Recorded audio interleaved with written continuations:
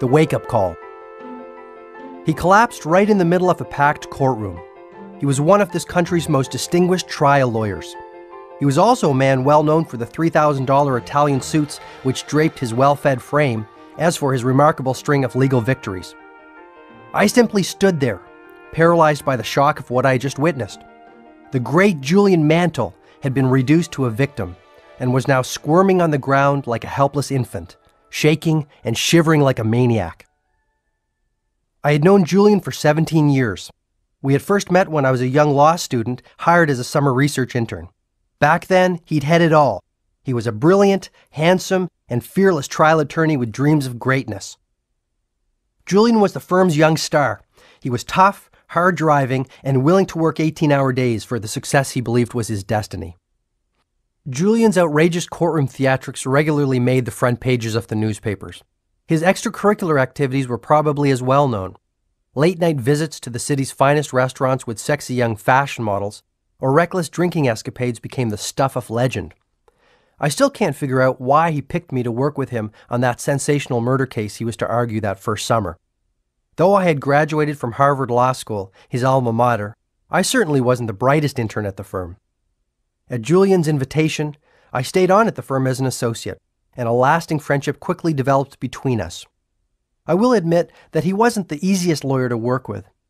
Serving as his junior was often an exercise in frustration, leading to more than a few late-night shouting matches. However, beneath his crusty exterior was a person who clearly cared about people. No matter how busy he would always ask about Jenny, the woman I still call my bride.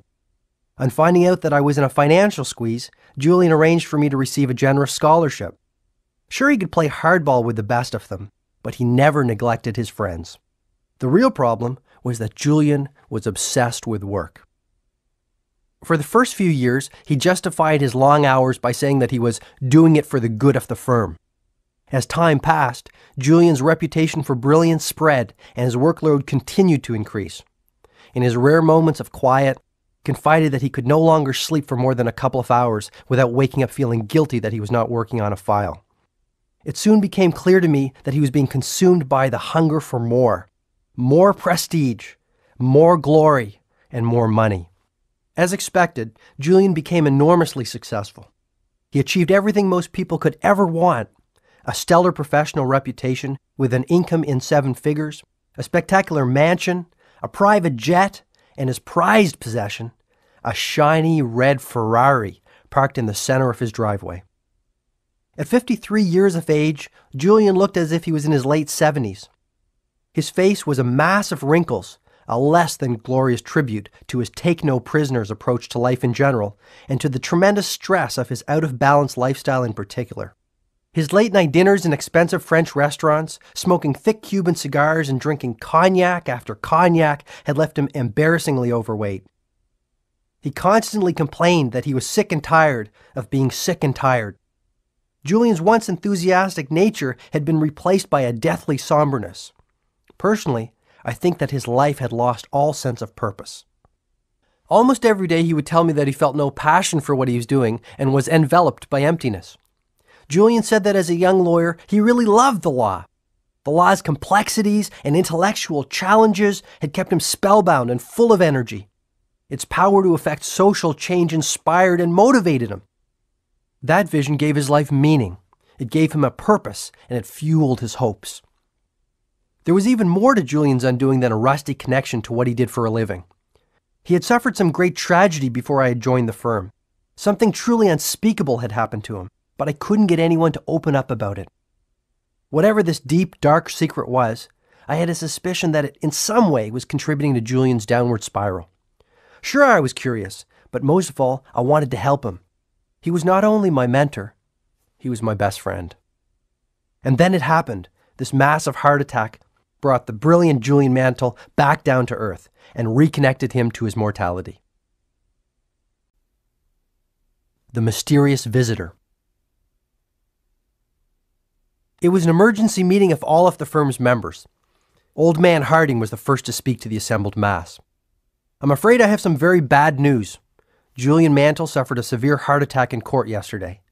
He is currently in the intensive care unit, but his physicians have informed me that his condition is now stabilized and he will recover. However, Julian has made a decision to leave our family and to give up his law practice. He will not be returning to the firm."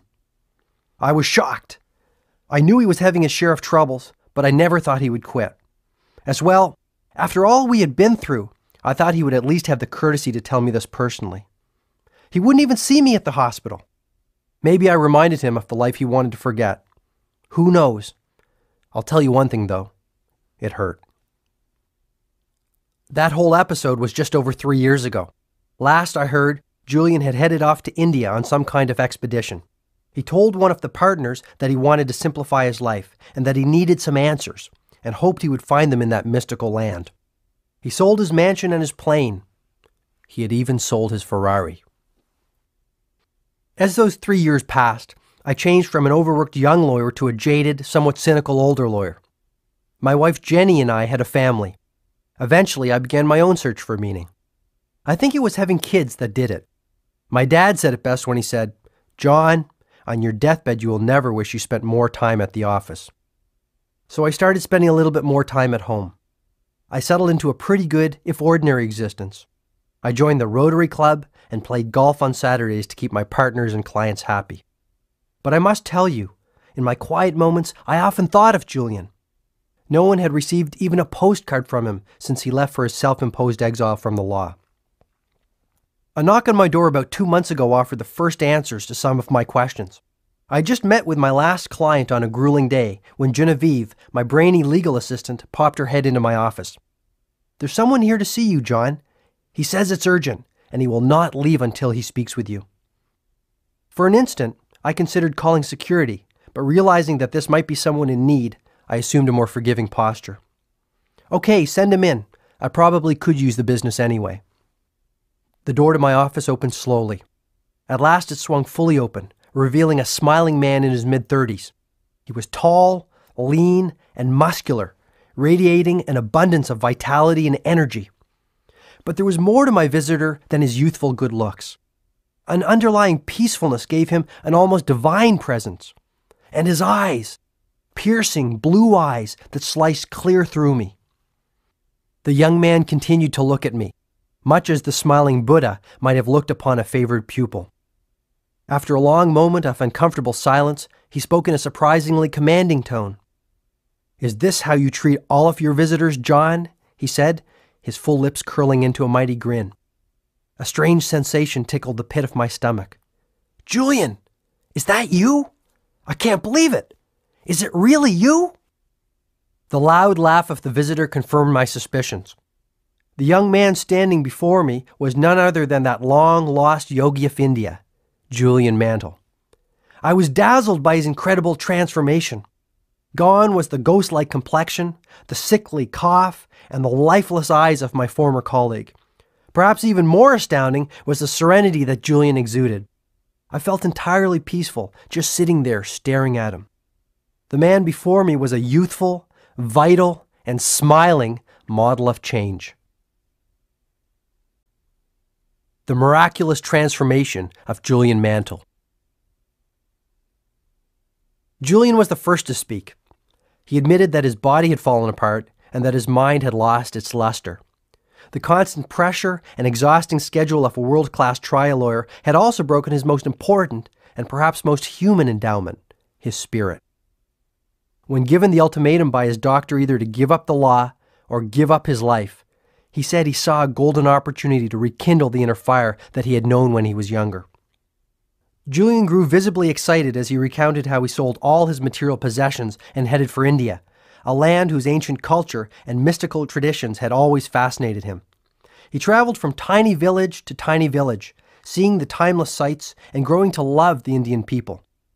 Julian slowly began to feel alive and whole again, perhaps for the first time since he was a child. His natural curiosity and creative spark steadily returned, along with his enthusiasm and his energy for living. He started to feel more joyful and peaceful, and he began to laugh again.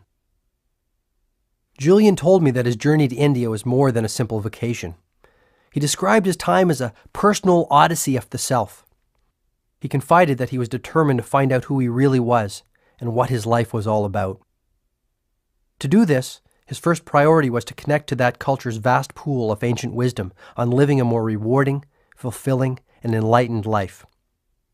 The more he explored, the more he heard of Indian monks who had lived beyond the age of 100, monks who, despite their advanced years, maintained youthful, energetic, and vital lives.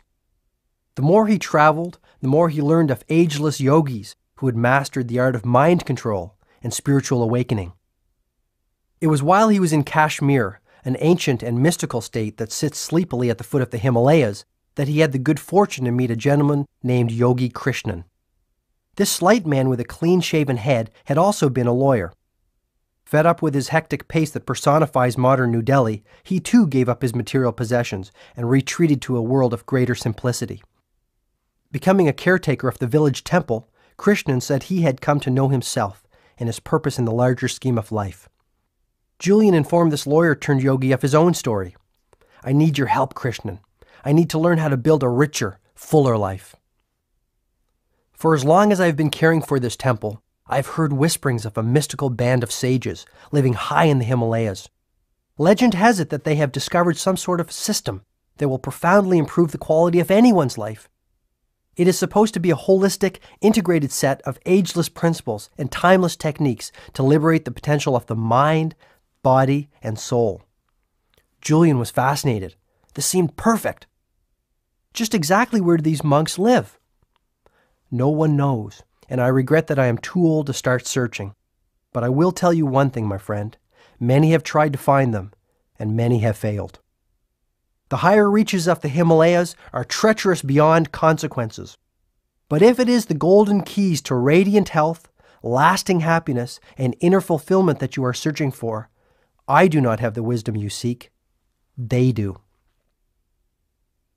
Are you certain that you have no idea where they live? All I can tell you is that the locals in this village know them as the great sages of Savannah. In their mythology, Savannah means oasis of enlightenment. These monks are revered as if they are divine in their constitution and influence. If I knew where they could be found, I would be duty-bound to tell you. The next morning, Julian set out to the lost land of Savannah. The first few days were easy. Sometimes he would catch up to one of the cheerful citizens of the village walking on one of the footpaths. At other times, he hiked alone. The majesty of the snow-capped peaks of the Himalayas made his heart beat faster, and for one moment took his breath away. The fresh mountain air cleared his mind and energized his spirit. At once he felt joyous, exhilarated, and carefree. It was here, high above the humanity below, that Julian slowly ventured out of the cocoon of the ordinary and began to explore the realm of the extraordinary. It was while he was soaking in the gifts of nature's intelligence that something startling happened. From the corner of his eye he saw another figure, dressed strangely in a long, flowing red robe, topped by a dark blue hood slightly ahead of him on the path. Julian was astonished to see anyone in this isolated spot that had taken him 7 treacherous days to reach. He yelled out to his fellow traveler. The figure refused to respond and accelerated his pace along the path they were both climbing. Soon the mysterious traveler was running, his red robe dancing gracefully behind him. "Please, friend, I need your help to find Savannah," yelled Julian. "I've been traveling for 7 days with little food and water. I think I'm lost." The figure came to an abrupt stop. Julian approached cautiously while the traveler stood remarkably still and silent.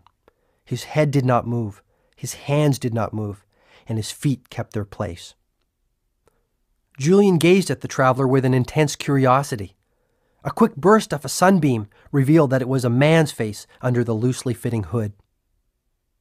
Though he was at least his own age, there were very striking features of this person which left Julian mesmerized.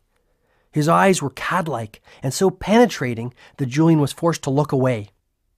His olive-complexioned skin was supple and smooth. His body looked strong and powerful.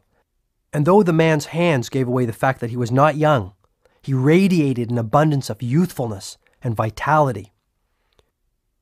"I am Julian Mantle. I have come to learn from the sages of Savannah. Do you know where I might find them?" The man spoke softly. "Why is it that you seek these sages, friend?" Sensing that he had indeed found one of the mystical monks who had eluded so many, Julian opened his heart and poured out his odyssey to the traveler. He spoke of his former life and of the crisis of spirit he had struggled with, and he told of his travels in mystical India and of his meeting with Yogi Krishnan. The traveler remained silent and still. It was not until Julian spoke of his burning, almost obsessive desire to acquire the ancient principles of enlightened living that the man spoke again. Placing an arm on Julian's shoulder, the man said gently, "If you truly have a heartfelt desire to learn the wisdom of a better way, then it is my duty to help you. I am indeed one of those sages that you have come so far in search of. If you like, you may come with me as my guest to our temple. My brothers and sisters will welcome you with open arms. We will work together to teach you the ancient principles and strategies that our ancestors have passed down through the ages. Before I take you into our private world, I must request one promise from you. Upon learning these timeless truths, you must return to your homeland in the West and share this wisdom with all those who need to hear it. Though we are isolated in these magical mountains, we are aware of the turmoil your world is in. Good people are losing their way. You must give them the hope that they deserve. More importantly, you must give them the tools to fulfill their dreams. This is all I ask." Julian instantly accepted the sage's terms. As the two men moved still higher up the mountain path to the lost village of Savannah, the Indian sun started to set, a fiery red circle slipping into a soft, magical slumber after a long and weary day. A magical meeting with the sages of Savannah. After walking for many hours, the two travelers came upon a lush green valley. On one side of the valley, the snow-capped Himalayas offered their protection. On the other, a thick forest of pine trees sprouted. The sage looked at Julian and smiled gently. "Welcome to the nirvana of Savannah." The two then descended into the thick forest which formed the floor of the valley. The smell of pine and sandalwood wafted through the cool, crisp mountain air. Julian, now barefoot to ease his aching feet, felt the damp moss under his toes. He was surprised to see the richly colored orchids and a host of other lovely flowers dancing among the trees. After walking for about 15 more minutes, the two men reached a clearing. Before him was a sight that even the worldly wise and rarely surprised Julian Mantle could never have imagined. A small village made solely out of what appeared to be roses. At the center of the village was a tiny temple made of red, white, and pink flowers, held together with long strands of multicolored string and twigs. The little huts which dotted the remaining space appeared to be the austere homes of the sages. These were also made of roses. Julian was speechless. Julian's traveling companion now revealed that his name was Yogi Raman. He explained that he was the eldest sage of Savannah and the leader of the group. The citizens of this dreamlike colony looked astonishingly youthful and moved with poise and purpose. None of them spoke, choosing instead to respect the tranquility of this place by performing their tasks in silence. The men, who appeared to number only about 10, wore the same red-robed uniform as Yogi Raman and smiled serenely at Julian. Each of them looked calm, healthy, and deeply contented.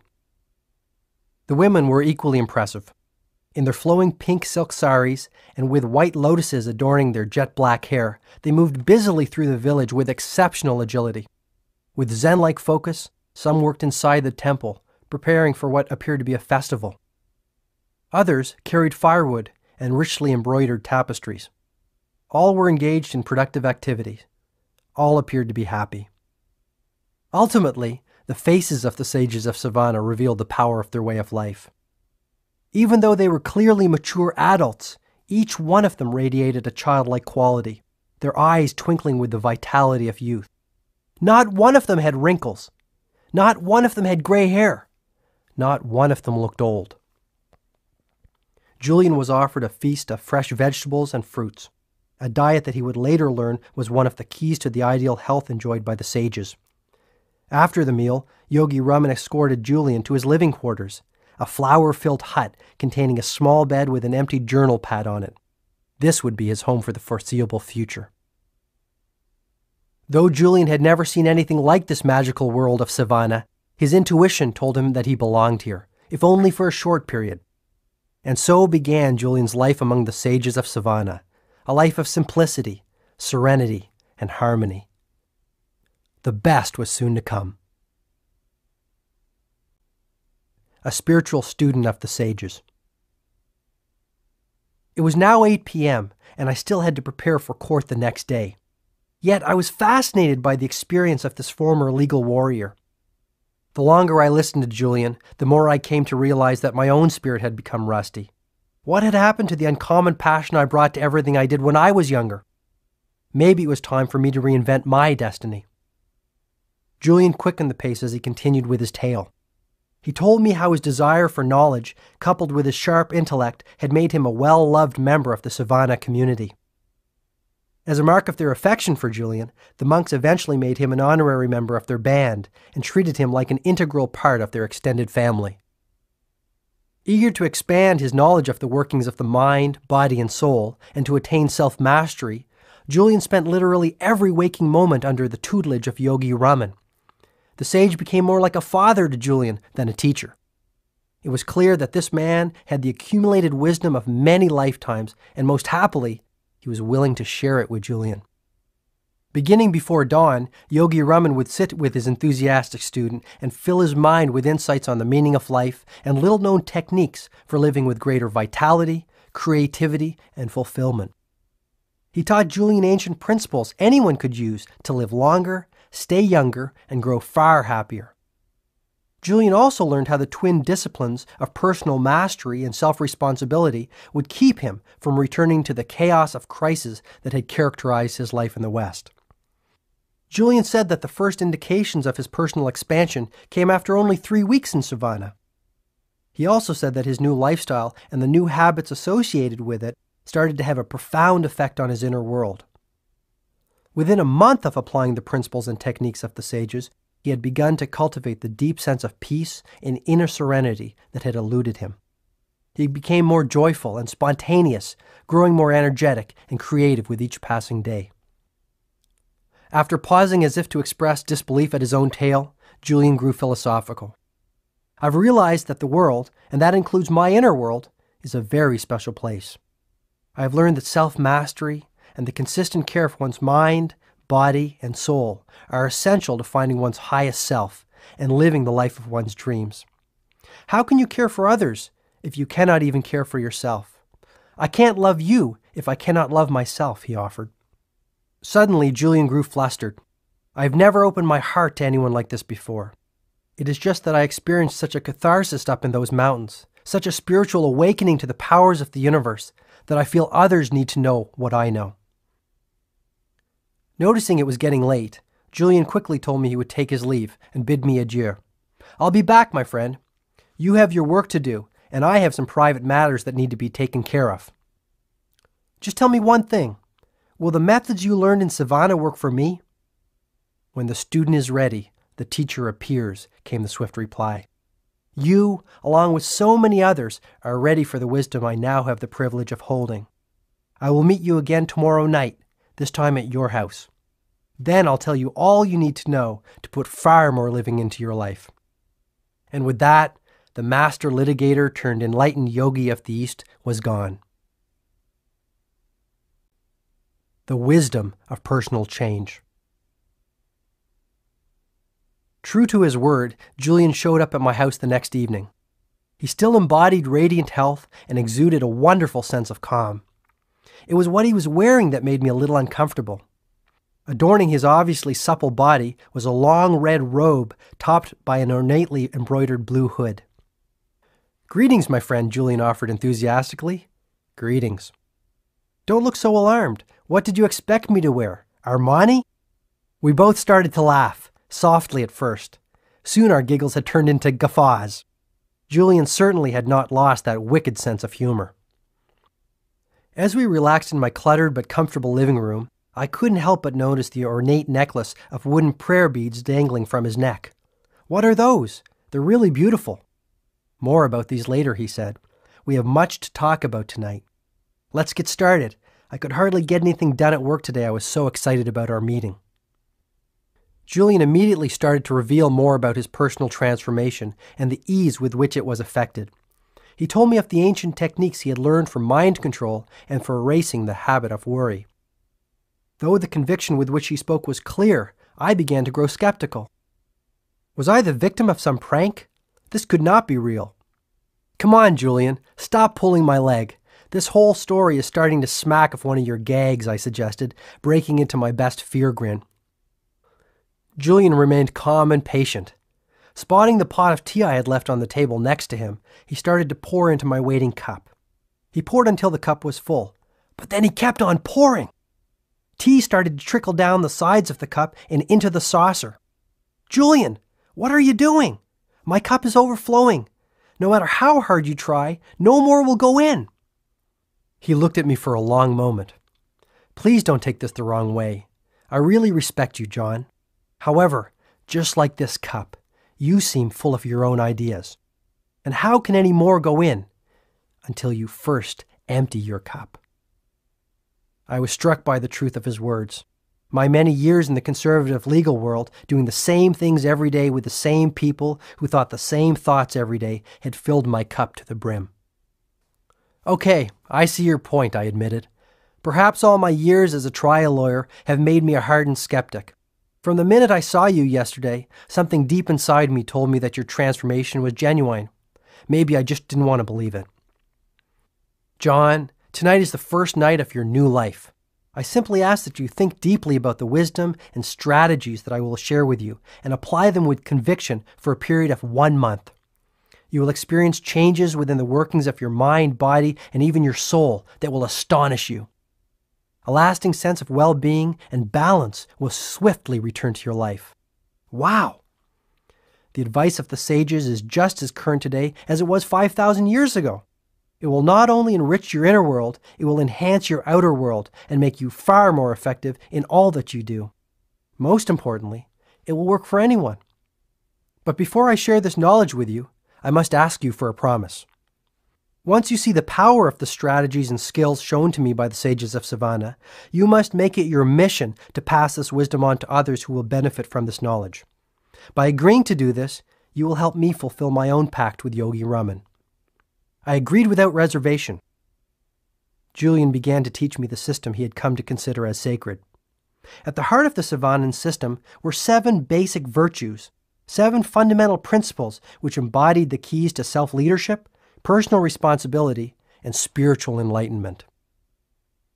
Julian told me that Yogi Raman was the first to share the 7 virtues with him after a few months in Savannah. On a clear night, Raman knocked softly on the door of Julian's hut. In the voice of a gentle guide, he spoke his mind. Since you have arrived, you have opened yourself up to our traditions and embraced them as your own. Tonight, on the eve of your 3rd month in Savannah, I will begin to share the inner workings of our system with you, not only for your benefit, but for the benefit of all those in your part of the world. I feel grateful that all I have learned over many years of silent contemplation will live within you. I looked at Julian and noticed that his eyes were now shut, as if he were transporting himself back to this fairy tale land that had showered the blessing of knowledge on him. Yogi Raman told me that the 7 virtues for a life overflowing with inner peace, joy, and a wealth of spiritual gifts were contained within a mystical fable. This fable was the essence of it all. He asked me to shut my eyes, as I have now done, here on the floor of your living room.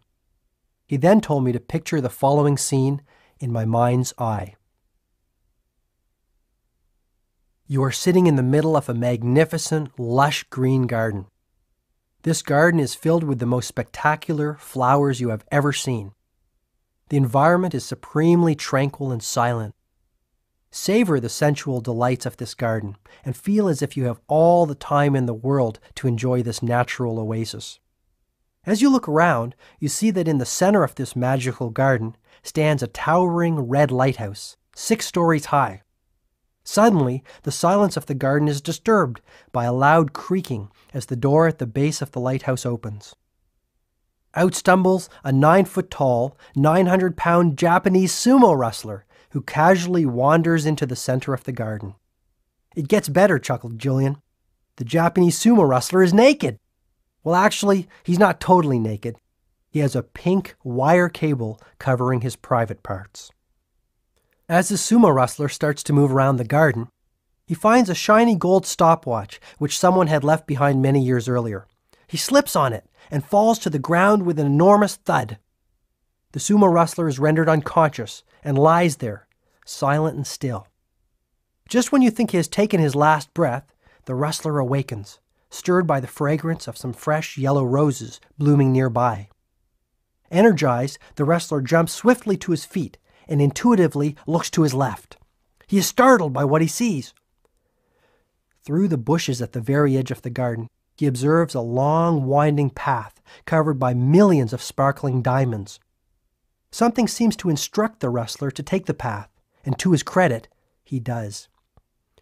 This path leads him down the road of everlasting joy and eternal bliss. After hearing this strange tale, Julien told me he was disappointed. He had expected to hear something earth-shattering, wisdom that would stir him to action and perhaps even move him to tears. Yogi Raman detected this and said, "At first it might seem to be frivolous and perhaps even childish, but I assure you that every element of the fable embodies a timeless principle for radiant living and has great depth of meaning. The garden, the lighthouse, the sumo wrestler, the pink wire cable, the stopwatch, the roses, and the winding path of diamonds are symbols of the 7 timeless virtues for an enlightened life. I can also assure you that if you remember this little story and the fundamental truths that it represents, you will carry within you all that you need to know to raise your life to its highest level. You will have all the information and strategies you will need to profoundly influence the quality of your life and the lives of all those you touch. And when you apply this wisdom on a daily basis, you will change mentally, emotionally, physically, and spiritually." A most extraordinary garden. In the fable, the garden is a symbol for the mind, said Julien. If you care for your mind, if you nurture it and cultivate it, just like a fertile, rich garden, it will blossom far beyond your expectations.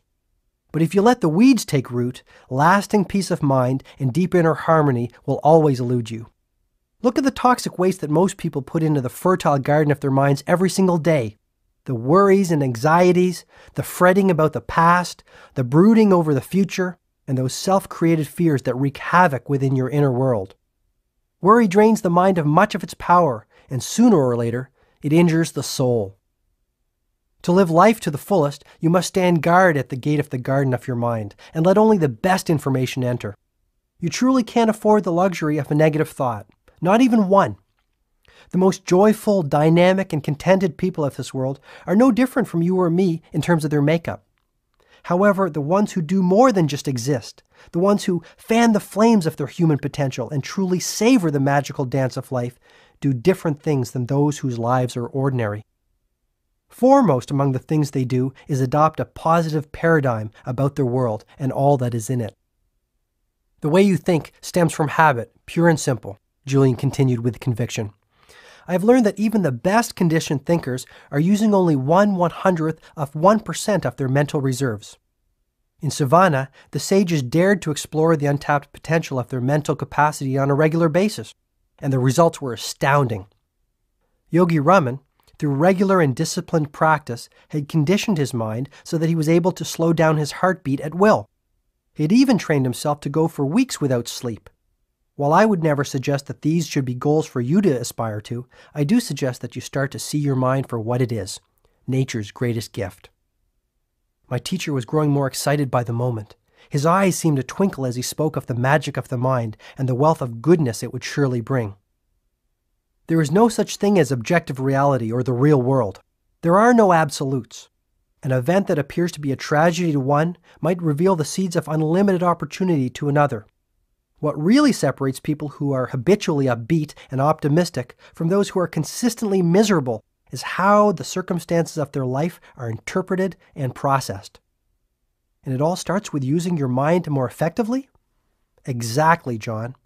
All success in life, whether material or spiritual, starts with that 12-pound mass sitting between your shoulders. Your outer world reflects the state of your inner world. By controlling the thoughts that you think and the way you respond to the events of your life, you begin to control your destiny. This makes so much sense, Julian. I guess my life has become so busy that I have never taken the time to think about these things. When I was in law school, my best friend Alex used to love reading inspirational books. He said that they kept him motivated and energized in the face of our crushing workload. I remember him telling me that one of them said that the Chinese character for crisis is comprised of two sub-characters, one that spells danger and another that spells opportunity. I guess that even the ancient Chinese knew that there is a bright side to the darkest circumstance if you have the courage to look for it. Yogi Raman put it this way: there are no mistakes in life, only lessons. There is no such thing as a negative experience, only opportunities to grow, learn, and advance along the road of self-mastery. From struggle comes strength. Even pain can be a wonderful teacher. Pain? I protested. Absolutely. To transcend pain, you must first experience it. Or to put it another way, how can you really know the joy of being on the summit of the mountain unless you have first visited the lowest valley?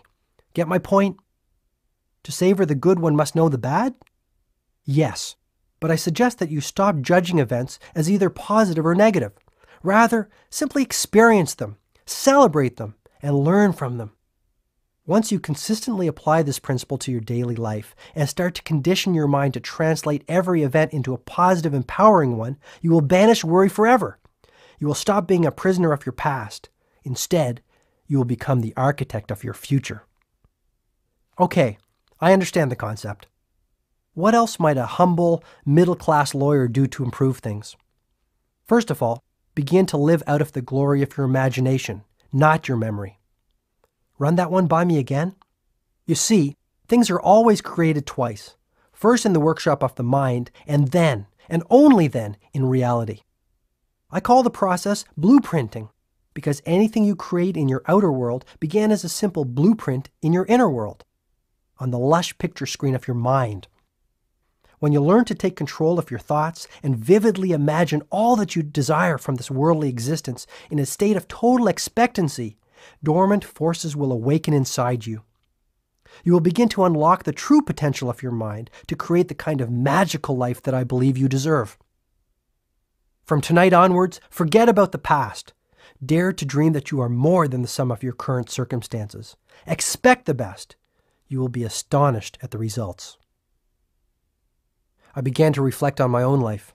When I was a kid, I dreamed such great dreams. Often, I visualized myself as a sports hero or a business tycoon. I really believed that I could do, have, or be whatever I wanted to be. There were no limits on what my future could bring. I honestly don't think I felt that kind of freedom and joy for 15 years. What happened? Perhaps I lost sight of my dream when I became an adult and resigned myself to acting the way adults were supposed to act. Maybe I lost sight of them when I went to law school and started talking like lawyers were supposed to talk. In any event, that evening with Julian at my side made me resolve to stop spending so much time making a living and to spend far more time creating a life. Looks like I have you thinking about your life also, Julian observed. Start thinking about your dreams for a change, just like when you were a little child. Start to revere life again and celebrate all of its wonders. Julian then reached into the depths of his robe and pulled out a little card. One day, while Yogi Raman and I were walking along a quiet mountain path, I asked him who his favorite philosopher was. He told me that he had many influences in his life, and it was difficult for him to single out any one source for his inspiration. There was one quotation, however, that encapsulated all the values he had come to cherish over a life spent in quiet contemplation. The words came from the great Indian philosopher Patanjali. Repeating them aloud every morning before I sit down to meditate has had a profound influence on the course of my day. Julian then showed me the card. The quotation read, "When you are inspired by some great purpose, some extraordinary project, all of your thoughts break their bonds. Your mind transcends limitations.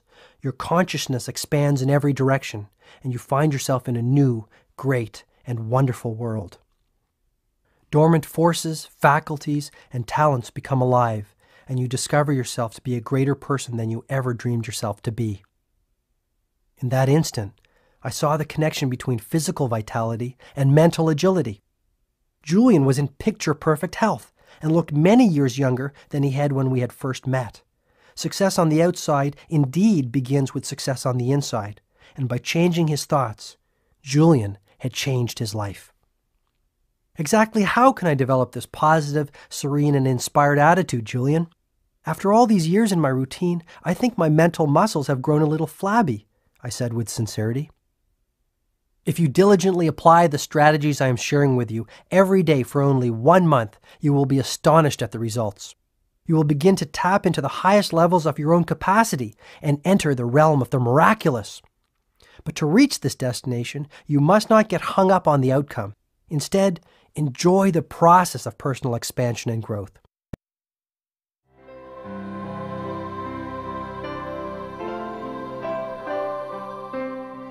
Julian added softly, "Before I give you the precise methods passed on to me by the sages of Savannah, I must first share a couple of key principles. First, always remember that concentration is at the root of mental mastery. The very fact that you have a desire or a dream means that you have the corresponding capacity to realize it. However, to liberate the power of the mind, you must first be able to harness it and direct its focus only to the task at hand. The moment you concentrate the focus of your mind on a singular purpose, extraordinary gifts will appear within your life." "How about eternal happiness?" "Go big or stay home," he chuckled. "Nothing like starting off small. Well, you can have that too. The secret of happiness is simple. Find out what you truly love to do, and then direct all of your energy towards doing it. Once you're concentrating your mind power and energy on a pursuit that you love, abundance flows into your life, and all your desires are fulfilled with ease and grace. So simply figure out what turns you on and then do it." "If it is a worthy pursuit," Julian replied, "your passion must, in some way, improve or serve the lives of others. Once you find out what your life's work is, your world will come alive.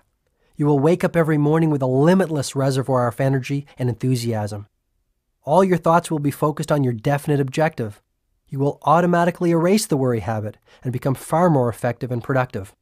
Interestingly, you will also have a deep sense of inner harmony, as if you are somehow being guided to realize your mission." "It is a wonderful feeling. I love it," Julian offered gleefully. "Fascinating. And I like the part about getting up feeling good. To be really honest with you, Julian, most days I wish I could just stay under the covers." "Do you know why most people sleep so much? Because they really don't have anything else to do. Those who rise with the sun all have one thing in common. They all have a purpose that fans the flames of their inner potential. They are driven by their priorities, but not in an unhealthy, obsessive way. It's more effortless and gentle than that. And given their enthusiasm and love for what they are doing in their lives, such people live in the moment. Their attention is fully and completely on the task at hand. Therefore, there are no energy leaks. These people are the most vibrant and vital individuals you will ever have the good fortune to meet." "Energy leaks? Sounds a little new agey, Julian. I'll bet you didn't learn that one at Harvard Law School." "True. The sages of Savannah pioneered that concept. Though it has been around for centuries, its application is just as relevant today. Too many of us are consumed by needless and endless worry. Worry causes your precious mental energy and potential to leak. Soon, you have no energy left. Once you find your purpose, however, life becomes much easier and far more rewarding. When you figure out what your main aim or destiny really is, your work will be play. Wouldn't it be a little risky for me to give up my job to start searching for my overriding passion and purpose? I mean, I have a family and real obligations. I have 4 people who depend on me." "I'm not saying that you have to leave the legal profession tomorrow. You will, however, have to start taking risks. Most people live within the confines of their comfort zone. Yogi Raman was the first to explain that the best thing you can do for yourself is to regularly move beyond it. This is the way to lasting personal mastery and the realization of the true potential of your human endowments. And what might those be? Your mind, your body, and your soul. So what risks should I take? Stop being so practical. Start doing the things you have always wanted to do. I have known lawyers who have quit their jobs to become stage actors and accountants who have become jazz musicians. In the process, they have found the deep happiness that had eluded them for so long. calculated risk-taking will pay huge dividends. I see your point. So take the time to think. The sages of Savannah all took time daily to silently contemplate not only where they were, but where they were going. They took the time to reflect on their purpose and how they were living their lives every day. Most importantly, they thought deeply and genuinely about how they would improve the next day. Daily incremental improvements produce lasting results, which in turn lead to positive change. Even 10 minutes of focused reflection a day will have a profound impact on the quality of your life. Hey, you were going to share some techniques with me, Julian, I said, hoping to learn some practical ways to apply the wisdom I was hearing. There is one technique for mastering the mind which towers above all the rest. After practicing it for only 21 days, I felt more energetic, enthusiastic, and vibrant than I had in years. The practice is over 4,000 years old. It's called the heart of the rose. All that you need to perform this exercise is a fresh rose and a silent place. Natural surroundings are best, but a quiet room will do nicely. Start to stare at the center of the rose, its heart. Keep staring at the rose. Notice its color, its texture, its design. Savor its fragrance and think only about this wonderful object in front of you. At first, other thoughts will start entering your mind, distracting you from the heart of the rose. This is the mark of an untrained mind. But you need not worry. Improvement will come quickly.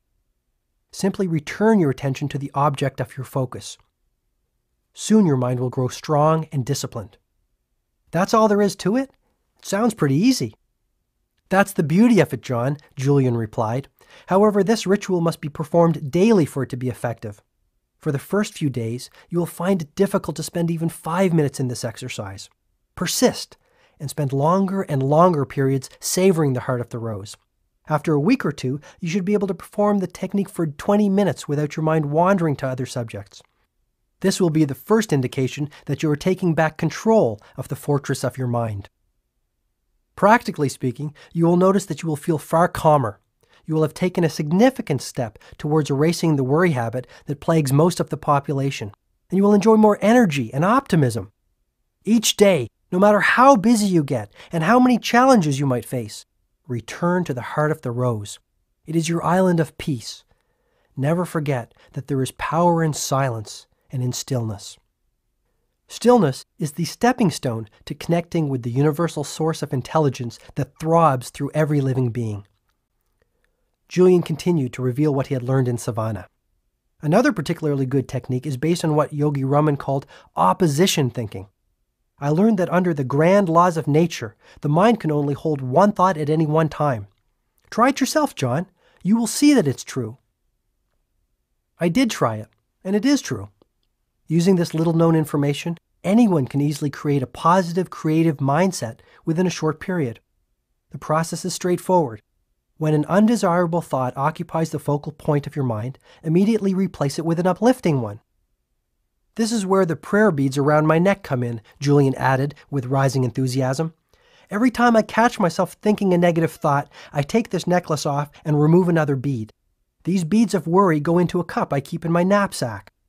Together, they serve as gentle reminders that I still have a distance to travel on the road to mental mastery and responsibility over the thoughts that fill my mind. Hey, that's a great one. This is really practical stuff. I have never heard anything quite like it. Tell me more about this philosophy of opposition thinking. Let's say you've had a tough day in court. The judge disagreed with your interpretation of the law. The litigator on the other side belonged in a cage, and your client was more than a little annoyed with your performance. You come home and fall into your favorite chair, full of gloom. Step 1 is to become aware that you are thinking these uninspiring thoughts. Self-knowledge is the stepping stone to self-mastery. Step 2 is to appreciate once and for all that just as easily as you allowed those gloomy thoughts to enter, you can replace them with cheerful ones. So think of the opposite of gloom. Concentrate on being cheerful and energetic. Feel that you are happy. Perhaps you might even start to smile. Move your body as you do when you are joyful and full of enthusiasm. Sit up straight and breathe deeply and train the power of your mind on positive thoughts. You will notice a remarkable difference in the way you feel within minutes. If you keep up your practice of opposition thinking, applying it to every negative thought that habitually visits your mind, within weeks you will see that they no longer hold any power. Julian continued his explanation. Thoughts are vital, living things, little bundles of energy, if you will. A strong, disciplined mind, which anyone can cultivate through daily practice, can achieve miracles. I never saw thoughts as living things, Julian, I replied, amazed at this discovery. The sages of Savannah firmly believed that one should think only sattvic, or pure thoughts. If even one impure thought entered the temple of their minds, they would punish themselves by traveling many miles to an imposing waterfall and standing under the ice-cold water until they could no longer bear the frigid temperature. I thought you told me these sages were wise. Standing under an ice-cold waterfall for thinking one little negative thought strikes me as extreme behavior. Julian was lightning fast in his response. John, I'll be blunt. You truly cannot afford the luxury of even one negative thought. A worrisome thought is like an embryo. It starts off small, but grows and grows. Soon it takes on a life of its own. The sages of Savannah had a wonderful way to ensure that their thoughts were pure and wholesome. This technique was also highly effective in manifesting their desires, however simple, into reality. The method will work for anyone. The technique was known to the sages as the secret of the lake. To apply it, these teachers would rise at 4 a.m., as they felt that the early morning possessed magical qualities from which anyone could benefit. The sages would then travel along a series of steep, narrow mountain paths, which eventually led them to the lower reaches of the region they inhabited. Once there, they would walk along a barely visible trail until they arrived at a clearing. At the edge of the clearing was an aqua-blue lake covered by thousands of tiny white lotuses. The water of the lake was strikingly still and calm. It was a truly miraculous sight. The sages told me that this lake had been a friend to their ancestors over the ages. Julian explained that the sages would look into the waters of the still lake and envision their dreams becoming reality. If it was the virtue of discipline they wished to cultivate within their lives, they would picture themselves getting up at dawn, performing their rigorous physical regimen without fail, and spending days in silence to enhance their willpower. If it was courage they desired, they would picture themselves acting with strength in a moment of crisis and challenge. You see, John, the mind works through pictures. Pictures affect your self-image, and your self-image affects the way you feel, act, and achieve. When you run inspiring, imaginative pictures through the movie screen of your mind, wonderful things start to happen in your life. You must spend some time every day, even if it is just a few minutes, in the practice of creative envisioning. See yourself as you want to be, whether this means serving as a great judge, a great father, or a great citizen of your community. Do I have to find a special lake to apply the secret of the lake? I asked innocently. No, you can practice this method in your own living room, or even at your office if you really want to. Shut the door, hold all calls, and close your eyes. Then take a few deep breaths. You will notice that after 2 or 3 minutes you will start to feel relaxed. Next, visualize mental pictures of all you want to be, to have, and to attain in your life. If you want to be the world's best father, envision yourself laughing and playing with your kids, responding to their questions with an open heart. Picture yourself acting gracefully and lovingly in a tense situation. Mentally rehearse the way you will govern your actions when a similar scene unfolds on the canvas of reality.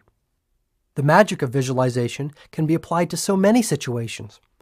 Consistent use of this method will also bring you financial rewards along with an abundance of material gain, if this is important to you. Understand once and for all that your mind has magnetic power to attract all that you desire into your life.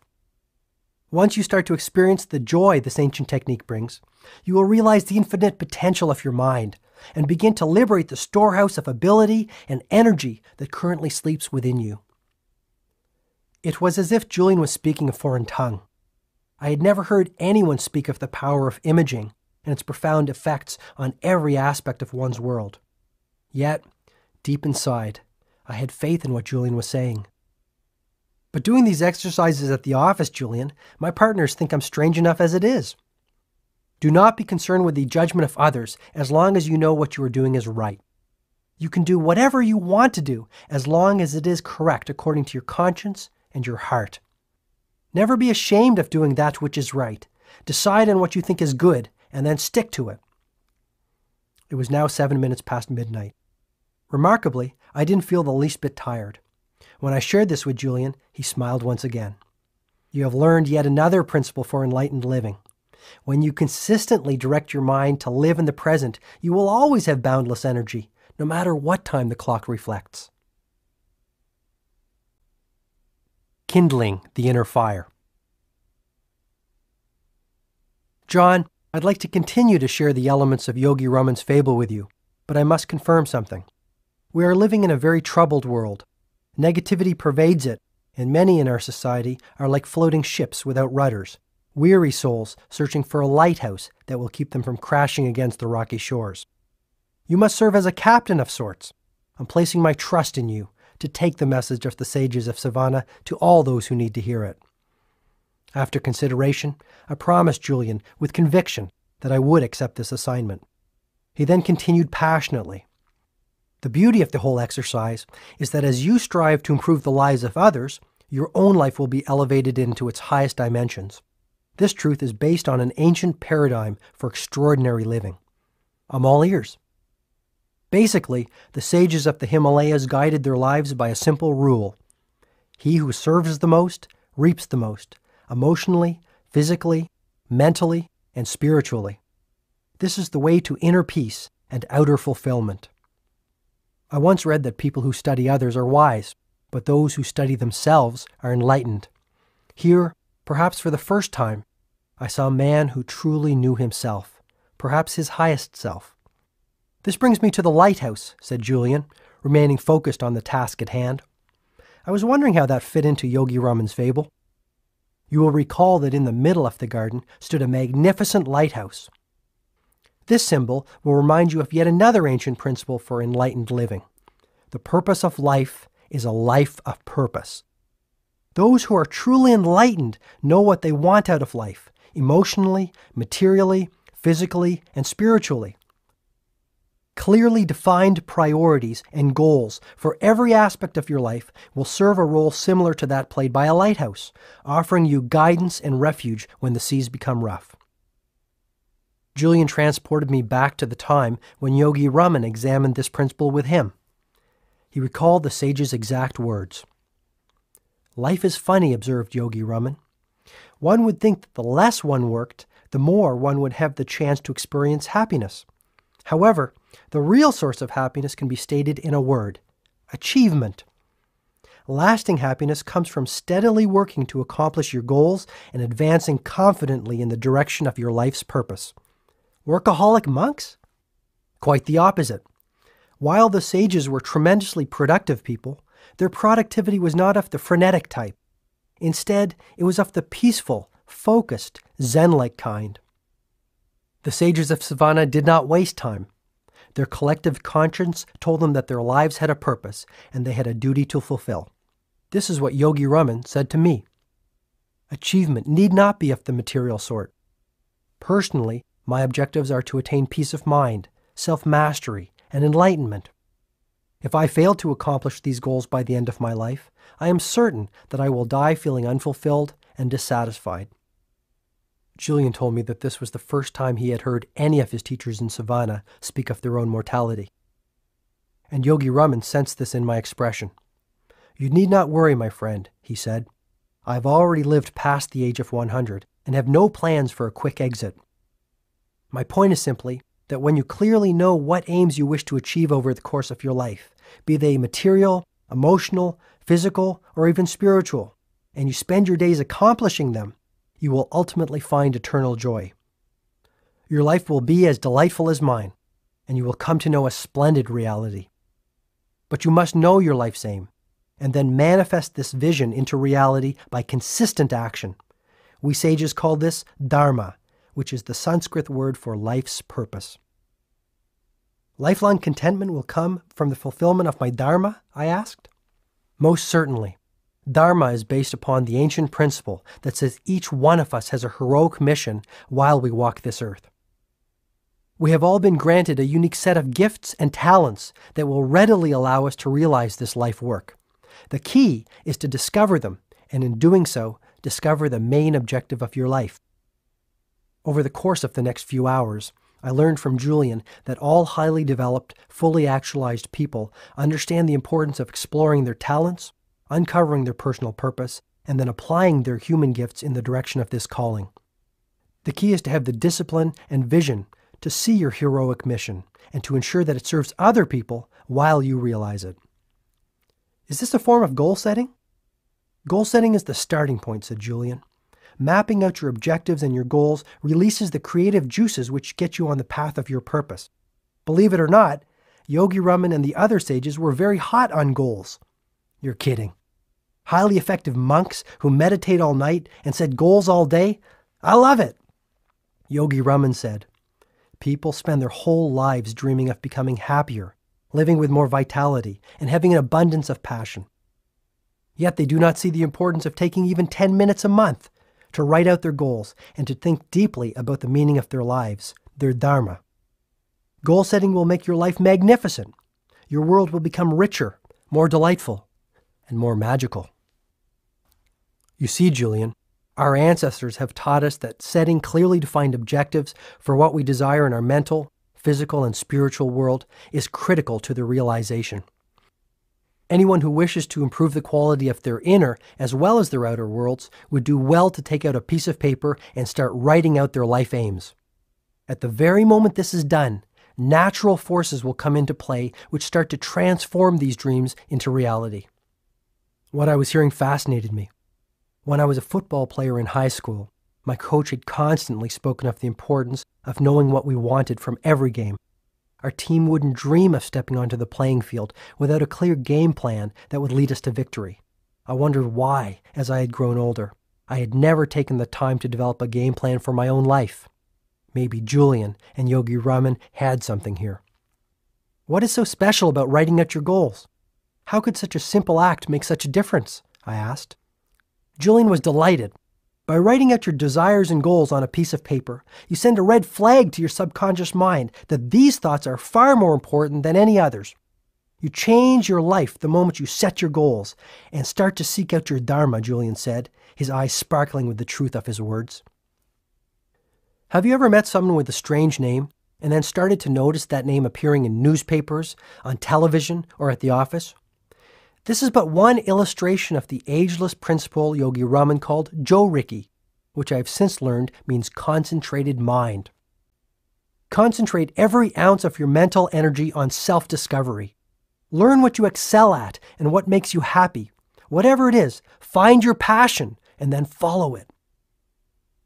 Now that I really think about it, it would be sad to reach the end of my life without realizing that I had some special genius that would have unlocked my potential and helped others, even in a small way. That's right. So from this moment onwards, be acutely aware of your aim in life. Awaken your mind to the abundance of possibility around you. Start to live with more zest. The human mind is the world's largest filtering device. When you decide to start concentrating your mind on your life's main aims, your mind starts to filter out the unimportant and focus only on the important. To tell you the truth, I think it's about time I discovered my purpose, I said. Don't get me wrong, there are a lot of great things in my life, but it isn't as rewarding as I think it could be. How does that make you feel? Depressed, I offered with total honesty. I know I have talent. Actually, I was one heck of a good artist when I was younger.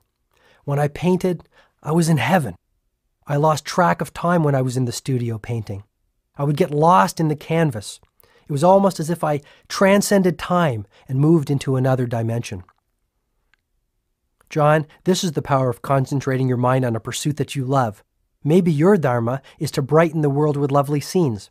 At least start spending a little time painting every day. How about applying this philosophy to things less esoteric than changing my life? Let's say one of my aims was to drop the spare tire I am carrying around my waist. Where would I start? Julian told me that the sages of Savannah had created a 5-step method to reach their objectives and fulfill the purposes of their lives. The first step was to form a clear mental picture of the outcome. If this was to lose weight, Every morning, just after I woke up, I was to envision myself as a lean, fit person, full of vitality and boundless energy. Step 2 was to get some positive pressure on myself. Pressure can inspire you to achieve great ends.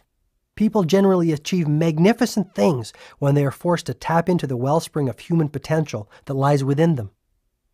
How can I create this positive pressure on myself? I asked, now thinking about the possibilities of applying this method to everything from getting up earlier to being a more patient and loving father. One of the best is the public pledge. Tell everyone you know you will lose the excess weight or whatever your goal might be. Once you make your goal known to the world, there will instantly be pressure on you to work towards its fulfillment, since no one likes to look like a failure. When you train your mind to associate pleasure with good habits and punishment with bad ones, your weaknesses will quickly fall by the wayside. You said there were 5 steps to follow to make my desires come true, I said impatiently. What are the remaining 3? Yes, John. The 3rd step is a simple one.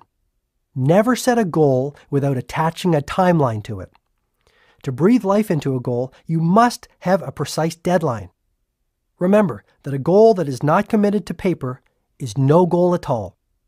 Go out and buy a journal. A cheap coil notepad will do. Call this your dream book and fill it with all your desires, objectives, and dreams. Get to know yourself and what you are all about. Don't I already know myself? Most people don't. The Chinese define image in these terms. There are 3 mirrors that form a person's reflection. The first is how you see yourself. The second is how others see you. And the 3rd mirror reflects the truth. Know yourself, John. Know the truth.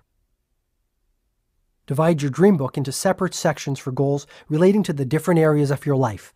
For example, you might have sections for your physical fitness goals, your financial goals, your personal empowerment goals, your relationship and social goals, and perhaps most importantly, your spiritual goals. Hey, that sounds like fun.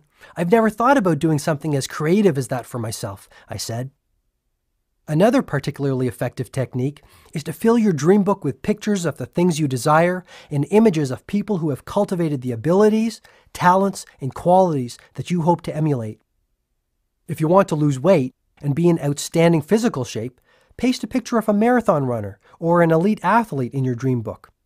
If you want to be the world's finest husband, clip out a picture of someone who represents this, perhaps your father, and put it in your journal in the relationship section. Then review this book daily, even for a few minutes. Make it your friend. The results will startle you.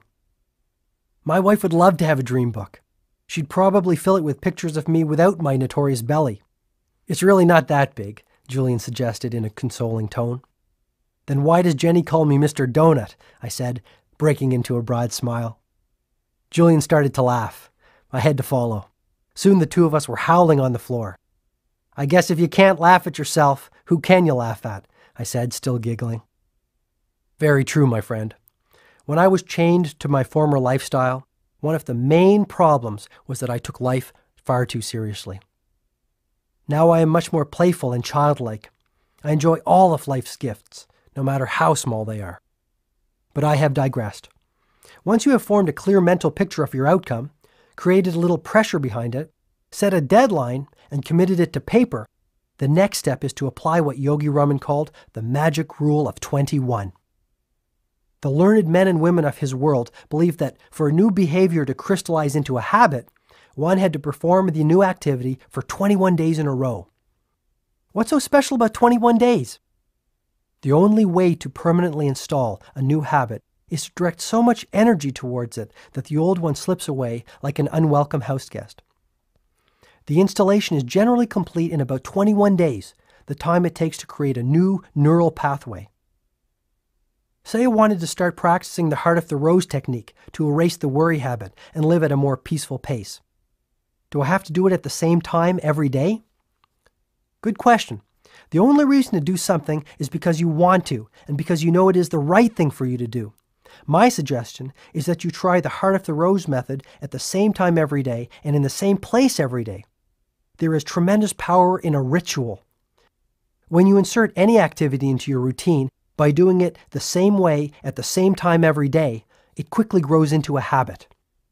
Soon you will be performing the new habit with the same ease that you feel while brushing your teeth. And the final step for attaining goals and advancing along the path of purpose, I wondered? The final step in the Sage's method is one that is equally applicable as you advance along the path of your life. The Sages of Savannah truly believed that a day without laughter or a day without love was a day without life. Never forget the importance of living with unbridled exhilaration. Never neglect to see the exquisite beauty in all living things. Remain spirited, joyful, and curious. Stay focused on your life work and on giving selfless service to others. The universe will take care of everything else. This is one of nature's truest laws. Is that it? I still have much wisdom to share with you. Are you tired? Not in the least. Actually, I feel pretty pumped up. You're quite the motivator, Julian. Have you ever thought about an infomercial? I asked mischievously. I don't understand, he replied gently. Never mind. Just one of my feeble attempts at humor. Okay, before we move along with Yogi Raman's fable, there was one last point about reaching goals and your dreams that I would like to impress on you. Go for it. There is one word which the sages spoke of in almost reverential terms. This simple word seemed to carry a depth of meaning for them, and it peppered their daily talk. The word I am speaking of is passion, and it is a word you must constantly keep at the forefront of your mind. A burning sense of passion is the most potent fuel for your dreams. Here, in our society, we have lost our passion. We do not do things because we love to do them. We do things because we feel we have to do them. This is a formula for misery. Reclaim the joy of waking up every morning full of energy and exhilaration. Breathe the fire of passion into all that you do. You will quickly reap great material as well as spiritual rewards. You make it sound so easy. It is. From tonight onwards, take complete control of your life. Decide once and for all to be the master of your fate. Discover your calling, and you will start to experience the ecstasy of an inspired life. Finally, always remember that what lies behind you and what lies in front of you is nothing when compared to what lies within you. Thanks, Julian. I really needed to hear this. I never realized all that was lacking in my life until tonight. Things are going to change. I promise you. I am grateful for this. You're welcome, my friend. I'm simply fulfilling my purpose. The ancient art of self-leadership. Time is passing quickly, said Julian, before pouring himself another cup of tea. The morning will soon be upon us. Do you want me to continue, or have you had enough for one night? Please continue, Julian. I have all the time in the world. The kids are sleeping at their grandparents' house tonight, and Jenny won't be up for hours. Sensing my sincerity, he continued with the symbolic fable that Yogi Raman had offered him to illustrate his wisdom. You will recall that as the fable continues, the door of the lighthouse slowly opens, and out walks a 9-foot-tall, 900-pound Japanese sumo wrestler. Sounds like a bad Godzilla movie. I used to love those when I was a kid, Julian said. Me too, but don't let me distract you. The sumo wrestler represents a very important element in the life-changing system of the sages of Savannah. Yogi Raman told me that many centuries ago in the East, the great teachers developed and refined a philosophy called Kaizen. This Japanese word means constant and never-ending improvement, and it's the personal trademark of every man and woman who is living a soaring, fully awakened existence. How did the concept of Kaizen enrich the lives of the sages? I asked. If you really want to improve your outer relationships or your finances, you must first improve your inner world. The most effective way to do this is through the practice of continuous self-improvement. Julian, I hope you don't mind me saying it, but all this talk about one's inner world sounds more than a little esoteric to me. I'm having a little difficulty with this notion of Kaizen and improving my inner world. What exactly are we talking about here? Julian was agile in his response. When I speak of improving your inner world, I am simply speaking of self-improvement and personal expansion, and it is the best thing you can do for yourself. Taking the time to master your mind, to care for your body, and to nourish your soul will put you in the position to develop more richness and vitality in your life. It is as Epictetus said so many years ago, no man is free who is not a master of himself. I nodded in full agreement. This was the first time I had given any serious thought to the importance of improving myself. I really could use the added energy and good health that exercising would surely bring.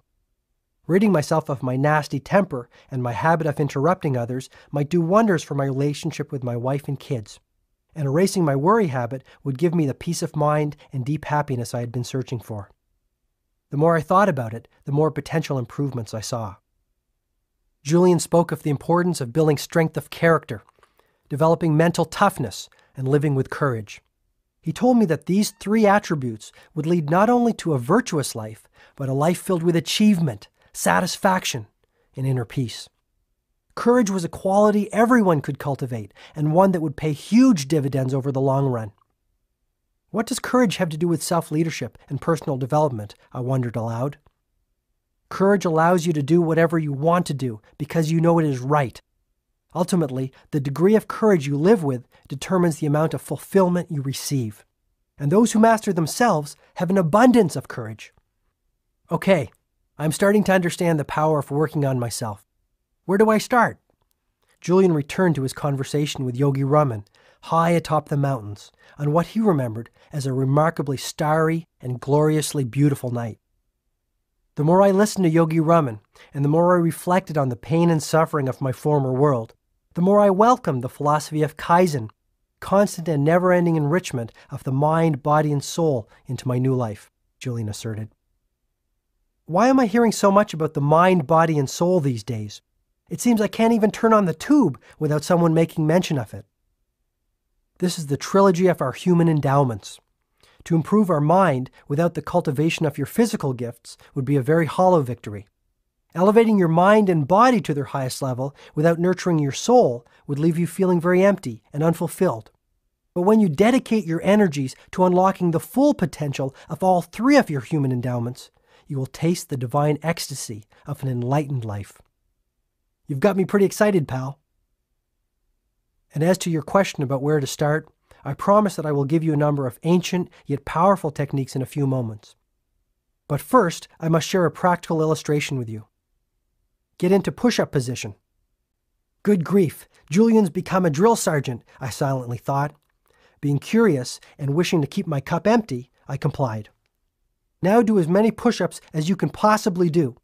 Don't stop until you truly are certain that you cannot do any more. I struggled with the exercise.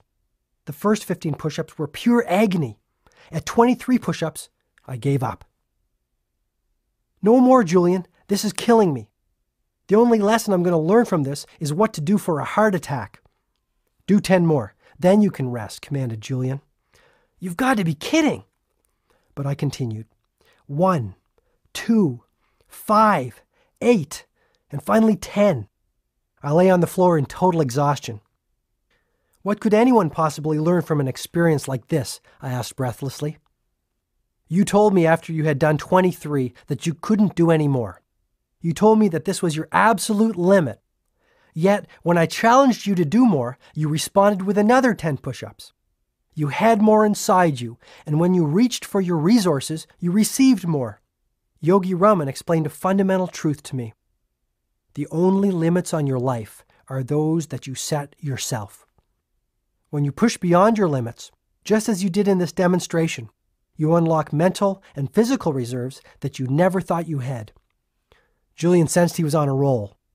You practice the art of Kaizen by pushing yourself daily. Work hard to improve your mind and your body. Nourish your spirit. Do the things you fear. Be the person you dream of being. Julian continued his passionate discourse. Identify the things that are holding you back.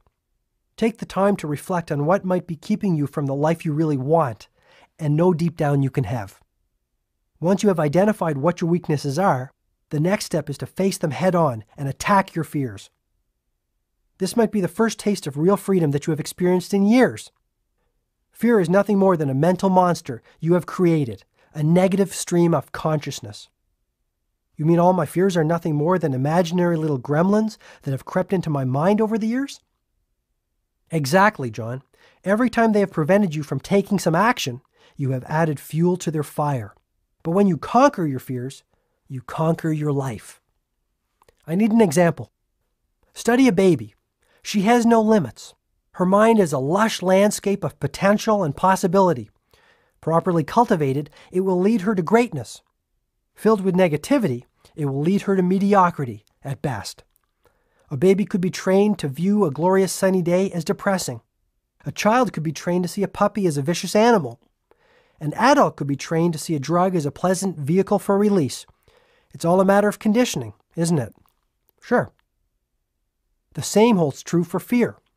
Fear is a conditioned response, a life-sucking habit that can easily consume your energy, creativity, and spirit if you are not careful. When fear rears its ugly head, beat it down quickly. The best way you can do this is to do the thing you fear. When you erase fear from your mind, you start to look younger and your health becomes more vibrant. Ah, the old mind-body connection, I replied, hoping to mask my ignorance. Yes, the sages of the East have known about it for over 5,000 years. Hardly new age, he said with a broad grin. Truly enlightened people are prepared to put off short-term pleasure for the sake of long-term fulfillment. They resolve to live by the wisdom of Kaizen, improving every aspect of themselves ceaselessly and continuously. With time, things that were once difficult become easy. Fears that once prevented them from all the happiness, health, and prosperity they deserved fall to the wayside like stickmen toppled by a hurricane. So you're suggesting that I must change myself before I change my life? Yes, it's like that old story my favorite professor told me when I was in law school. One night, a father was relaxing with his newspaper after a long day at the office. His son, who wanted to play, kept on pestering him. Finally, fed up, the father ripped out a picture of the globe that was in the newspaper and tore it into 100 tiny pieces. "Here, son, go and try to put this back together," he said. To his amazement, his son returned after only 1 minute with the globe perfectly back together. When the startled father asked him how he achieved this feat, the son smiled and gently replied, "Dad, on the other side of the globe, there was a picture of a person. And once I got the person together, the world was okay." That's a great story. You see, John, the wisest people I have ever met, from the sages of Savannah to my professors at Harvard Law School, all seem to know the key formula for happiness. Exactly how does one go about building courage? It's the same as the story. Once you get yourself together, your world will be okay. But you must spend some time daily working on yourself, even if for only 10 or 15 minutes. And what does the 9-foot-tall, 900-pound Japanese sumo wrestler symbolize in Yogi Raman's fable? Our hefty friend will be your constant reminder of the power of Kaizen.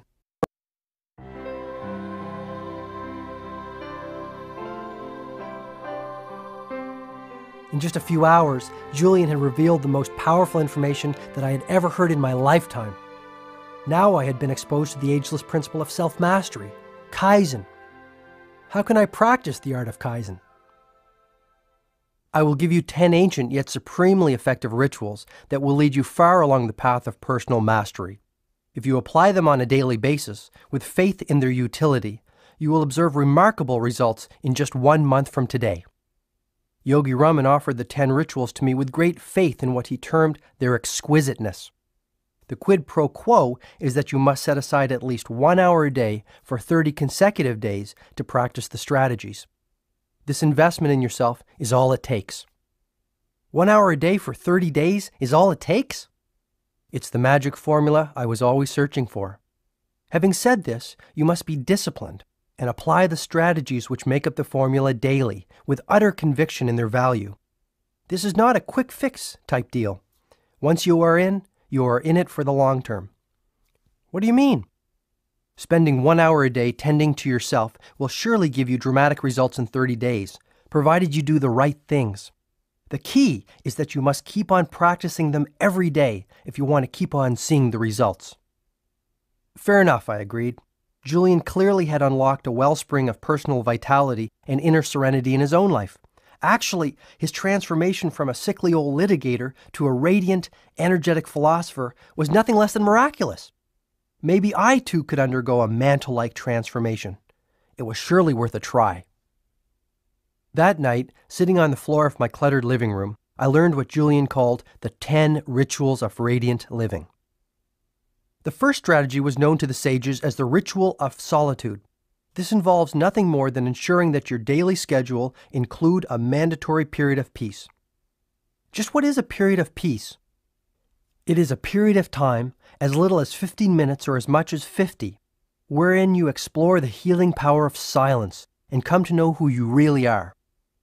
Its purpose is self-renewal, and this is accomplished by spending time alone, immersed in the beautiful blanket of silence. Solitude and quiet connect you to your creative source and release the limitless intelligence of the universe. You will even sleep better and enjoy a renewed feeling of balance in your day-to-day activities. Where should I go for this period of peace?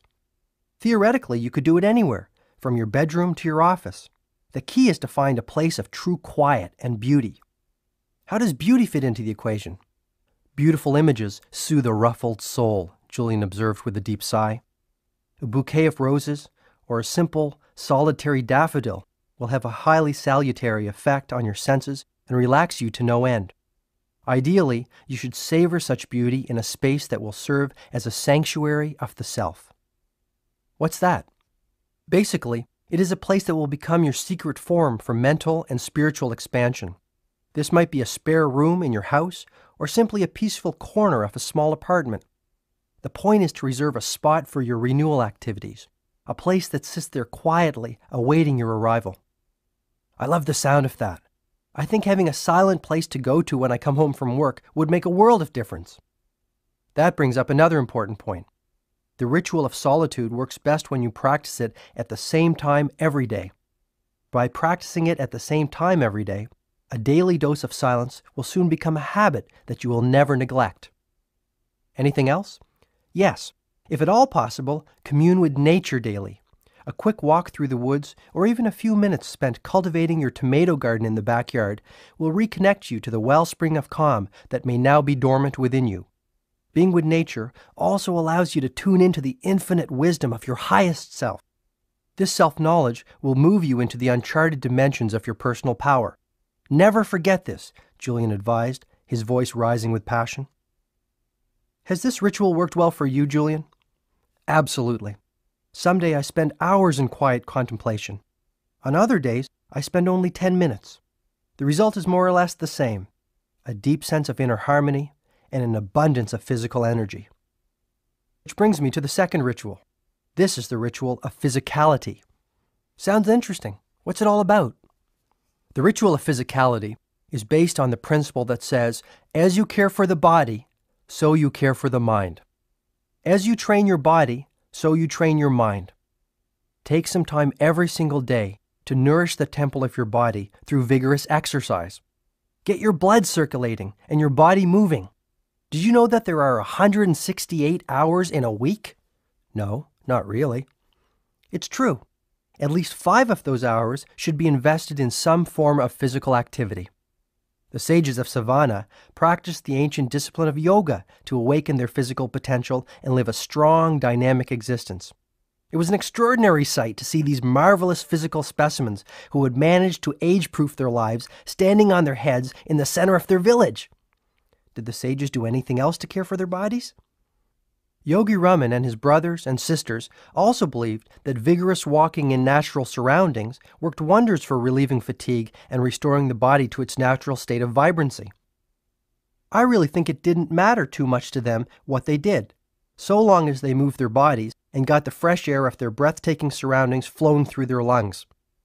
What does breathing fresh air have to do with anything? I'll answer your question with one of Yogi Raman's favorite sayings: to breathe properly is to live properly. Quite early on in Savannah, the sages taught me that the fastest way to double or even triple the amount of energy I had was to learn the art of effective breathing. Their philosophy was simple. Take in more oxygen through efficient breathing, and you liberate your energy reserves along with your natural state of vitality. Okay, so where do I start? It's actually pretty easy.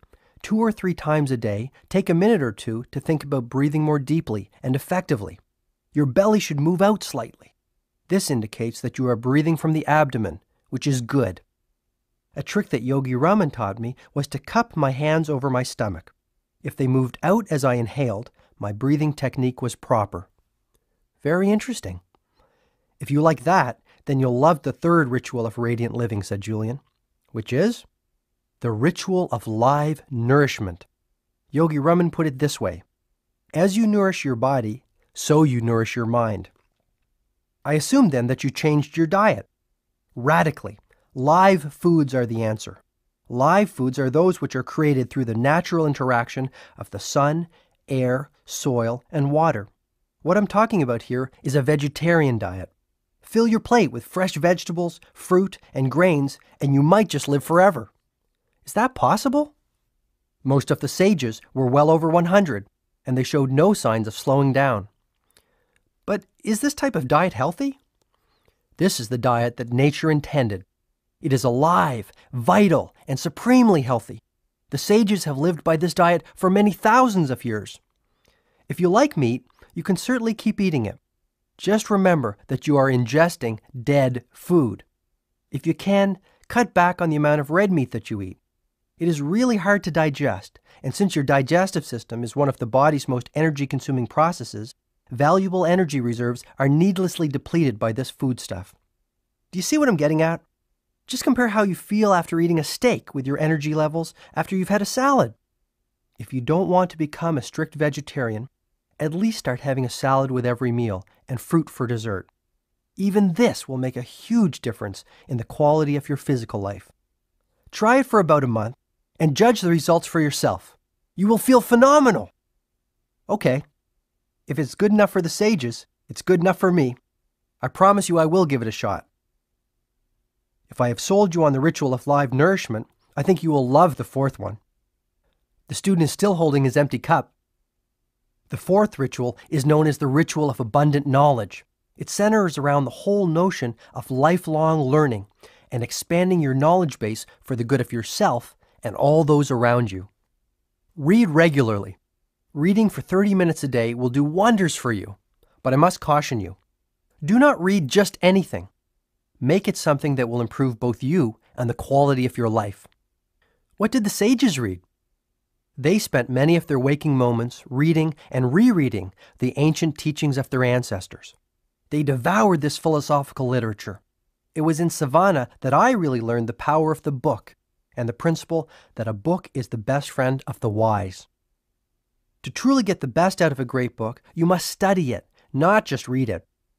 The sages would read many of the books of wisdom in their vast library 10 or 15 times. They treated great books as scriptures, holy documents of divine origin. Wow, is reading really that important? 30 minutes a day will make a delightful difference in your life because you will quickly start to see the vast reserves of knowledge available for your use. Read the right books. Learn how those who have preceded you have handled the challenges you are currently facing. What exactly are the right books?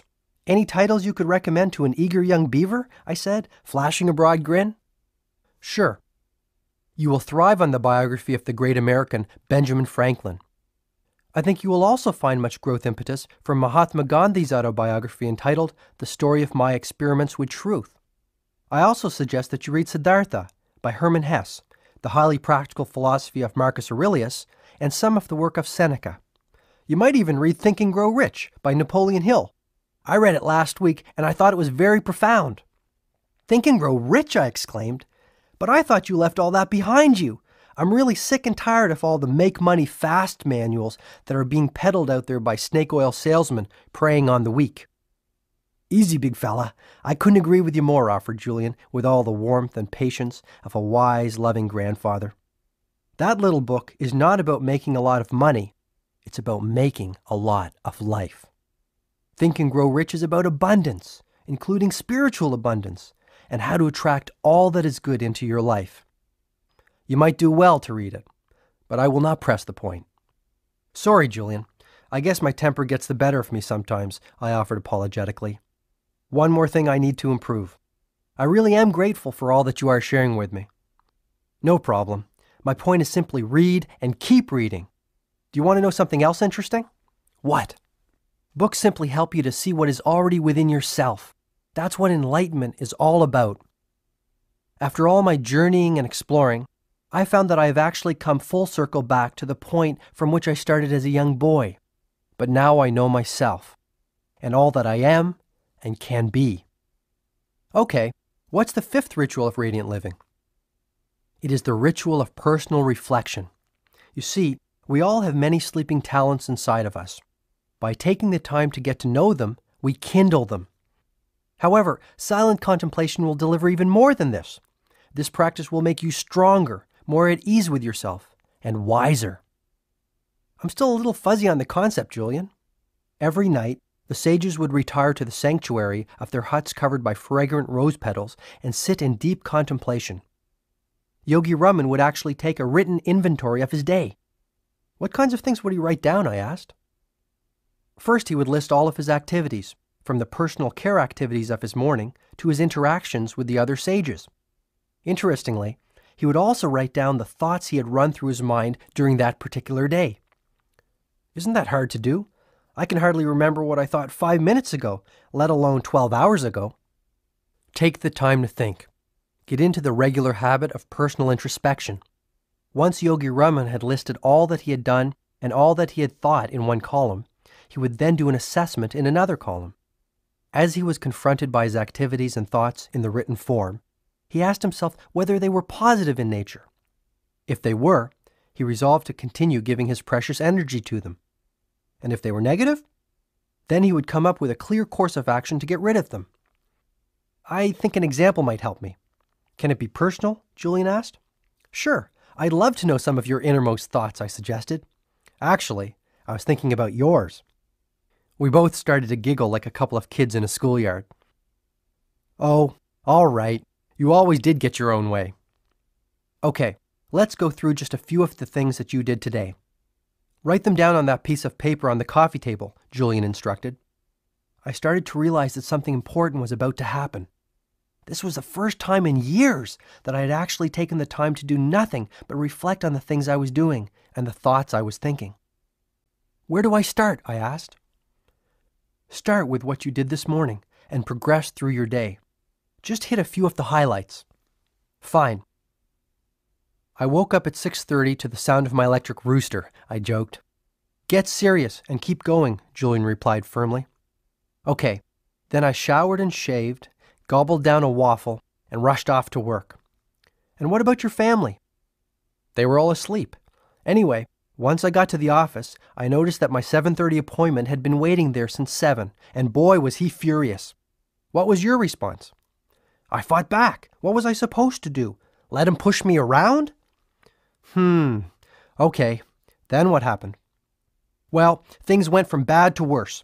The courthouse called and told me that Judge Wildebeest needed to see me in his chambers, and if I wasn't there within 10 minutes, heads would roll.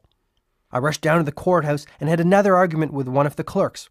By the time I got back to the office, there were 27 phone messages waiting for me, all marked urgent. Need I go on? Please do. Well, on my way home, Jenny called me in the car and asked me to stop by her mother's house and pick up some of those amazing pies my mother-in-law is famous for. Problem was that when I took that exit, I found myself in the middle of a gridlock. So there I was, in the middle of rush hour traffic, in 95-degree heat, shaking with stress and feeling that even more time was slipping away. How did you respond? I cursed the traffic, I said with complete honesty. I was actually shouting out loud inside my car. Maybe we should stop there. Just take a second and look at your day. Obviously, in retrospect, there are at least a few things that you would do differently if you had the chance, wouldn't you? Well, first, in a perfect world, I would get up earlier. I'd like to have a little peace in the morning and ease myself into the day. The Heart of the Rose technique sounds like it would be fun. Also, I really would like to have the family around the breakfast table, even if only for a bowl of cereal. It would give me a better sense of balance. I always seem to feel that I never spend enough time with Jenny and the kids. But it is a perfect world, and you have a perfect life. You do have the power to control your day. You do have the power to live your dreams, Julian observed, his voice rising. I am realizing this. I really am starting to feel that I can change. Great. Continue reflecting on your day, he instructed. Well, I wish I hadn't yelled at my client. I wish I hadn't argued with the court clerk. and I wish I hadn't screamed at the traffic. I think you now see the power of the ritual of personal reflection, Julian said.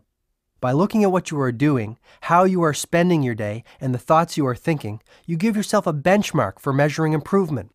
The only way to improve tomorrow is to know what you did wrong today. Lots to think about, Julian. Lots to think about, I offered reflectively. How about thinking about the sixth ritual for radiant living, the ritual of early awakening? Uh-oh, I think I know what's coming.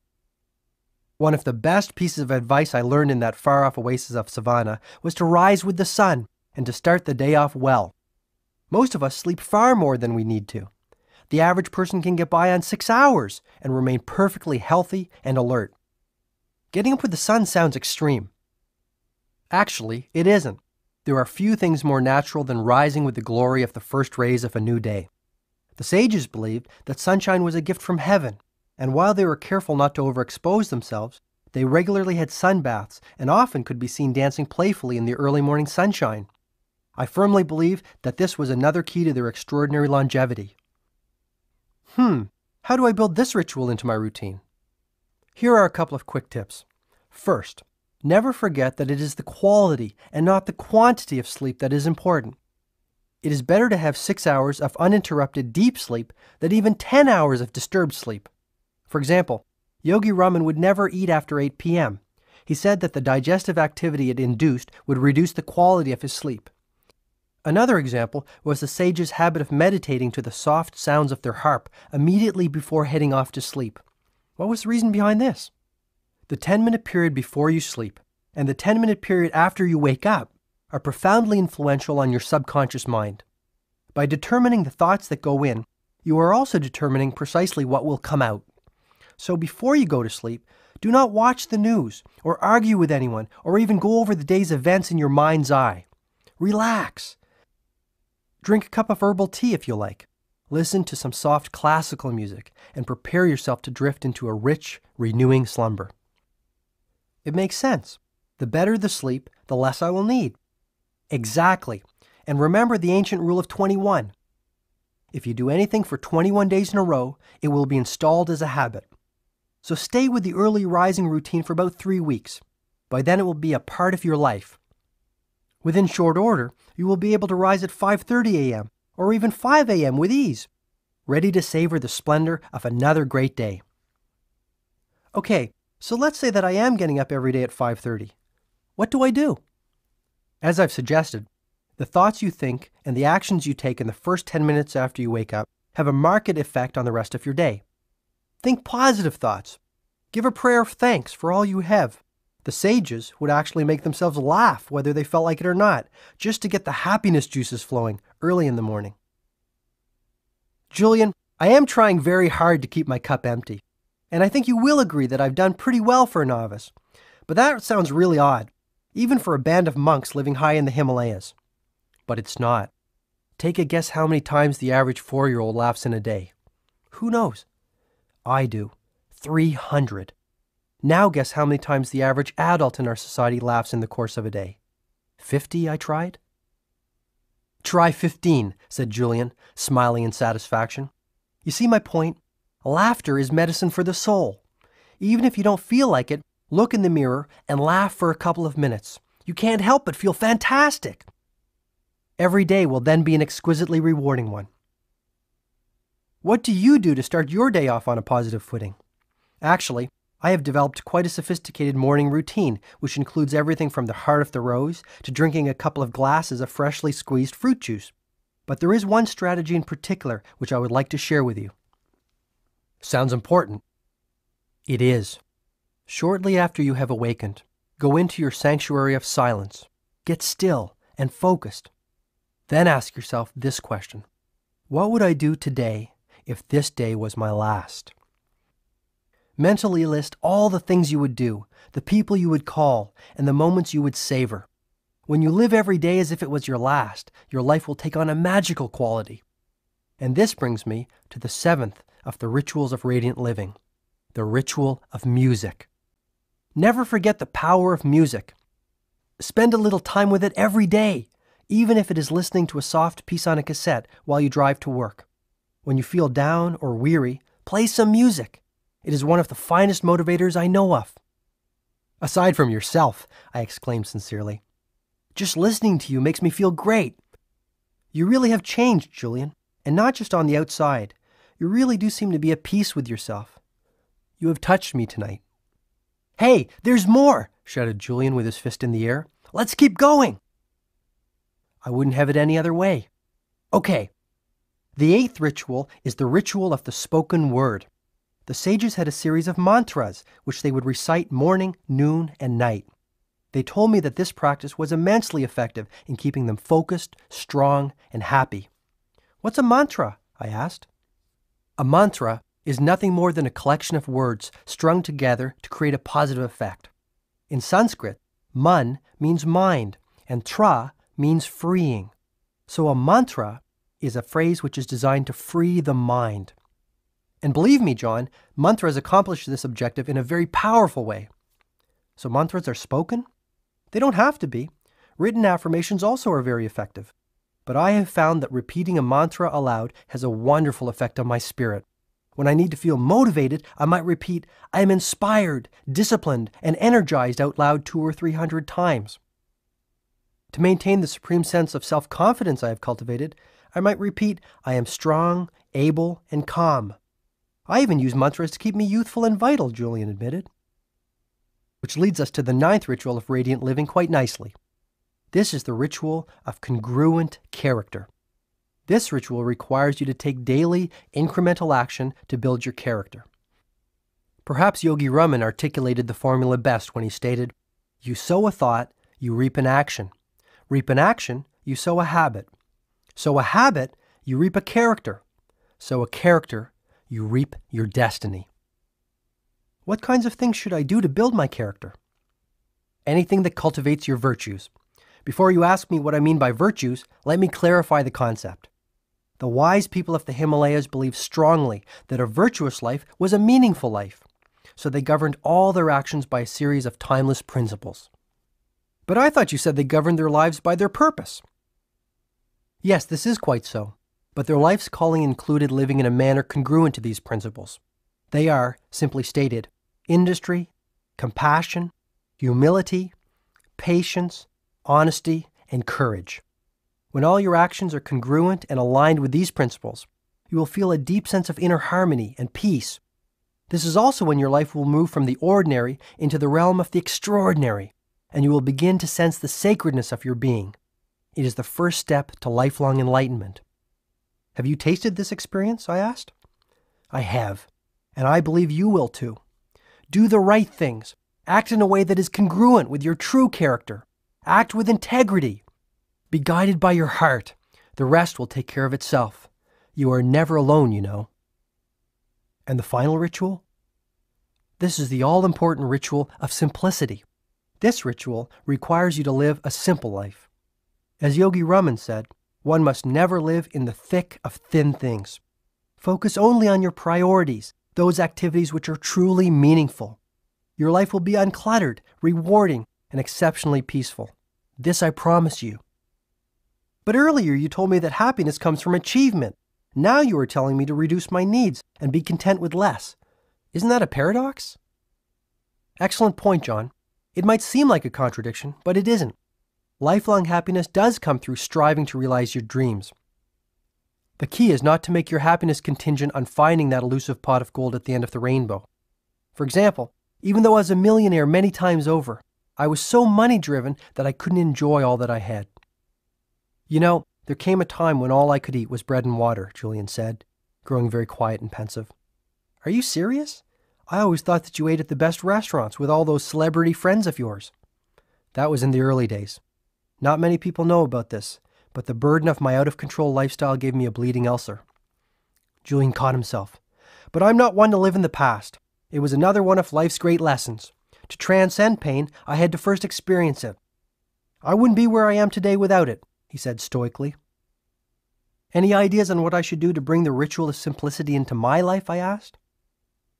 There are so many things you can do. Stop picking up the phone every time it rings. Stop wasting time reading junk mail. Stop eating out 3 times a week. Give up your golf club membership and spend more time with your kids.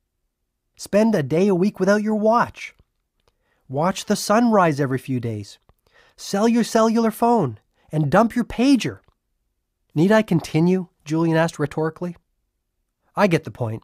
But sell the cell phone? I asked anxiously, feeling as a baby might at the doctor's suggestion that his umbilical cord should be cut. Like I've said, my duty is to share the wisdom I've learned through my journey with you. You need not apply every strategy to make your life work. Try the techniques and use those that feel right to you. After Julian had explained the 10 rituals for radiant living, he paused. I know that you want me to keep on going, so I will. Perhaps this is a good time to get a little deeper. What I have taught you up to now has been immensely practical, but you must know something of the underlying spiritual current which flows through the principles I have outlined. Okay, let's hear the spiritual stuff, I said energetically, unaware that it was nearly 2:30 in the morning. Within you lies the sun, the moon, the sky, and all the wonders of this universe. The intelligence that created these wonders is the same force that created you. All things around you come from the same source. We are all one. I'm not sure I follow you. Every being on this earth, every object on this earth has a soul. All souls flow into one. This is the soul of the universe. You see, John, when you nourish your own mind and your own spirit, you are really feeding the soul of the universe. When you improve yourself, you are improving the lives of all those around you. And when you have the courage to advance confidently in the direction of your dreams, you begin to draw upon the power of the universe. Julian, I know you mean well, but what happens if I fail? Failure is not having the courage to try, nothing more and nothing less. The only thing standing between most people and their dreams is the fear of failure. Yet failure is essential to success in any endeavor. Never fear failure. Failure is your friend. The power of discipline. Julian continued to use Yogi Raman's mystical fable as the cornerstone for the wisdom he was sharing with me. You will recall that our friend the sumo wrestler was stark naked. Except for the pink wire cable covering his private parts, I interjected gamely. Right, applauded Julian. The pink wire cable will serve to remind you of the power of self-control and discipline in building a richer, happier, and more enlightened life. My teachers in Savannah taught me that the virtue of discipline was like a wire cable. Have you ever really taken the time to study a wire cable, John? It hasn't been high on my priority list, I confessed with a quick grin. Well, have a look at one sometime. You will see that it consists of many thin, tiny wires placed one on top of the other. Alone, each one is flimsy and weak, but together their sum is much greater than their constituent parts, and the cable becomes tougher than iron. Self-control and willpower are similar to this. To build a will of iron, it is essential to take small, tiny acts in tribute to the virtue of personal discipline. Routinely performed, the little acts pile one on top of another to eventually produce an abundance of inner strength. Self-discipline will provide you with the mental reserves required to persevere when life throws you one of its little curves. I must also alert you to the fact that the lack of willpower is a mental disease, Julian added surprisingly. Willpower allows you to do what you said you would do when you said you would do it.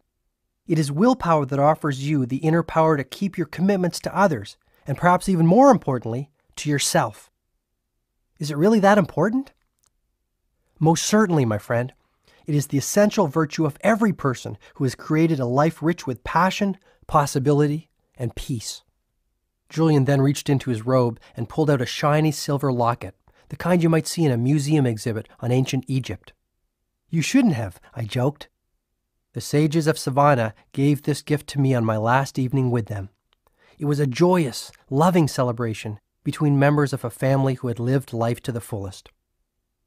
It was one of the greatest and one of the saddest nights of my life. I left part of myself high in the Himalayas that evening, Julian said, his voice growing soft. What are the words engraved on the locket? Here, I'll read them to you. Never forget them, John. They have really helped me when times got tough. Through the steel of discipline, you will forge a character rich with courage and peace. Through the virtue of will, you are destined to rise to life's highest ideal and live within a heavenly mansion filled with all that is good, joyful, and vital. Without them, you are lost, like a mariner without a compass, one who eventually sinks with his ship. Julian added, building self-control and discipline into your life will also bring you a tremendous sense of freedom. This alone will change things.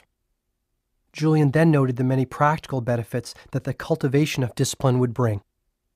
Believe it or not, developing the power of your will can erase the worry habit, keep you healthy, and give you far more energy than you have ever had. You see, John, self-control is really nothing more than mind control. Will is the king of mental powers. When you master your mind, you master your life.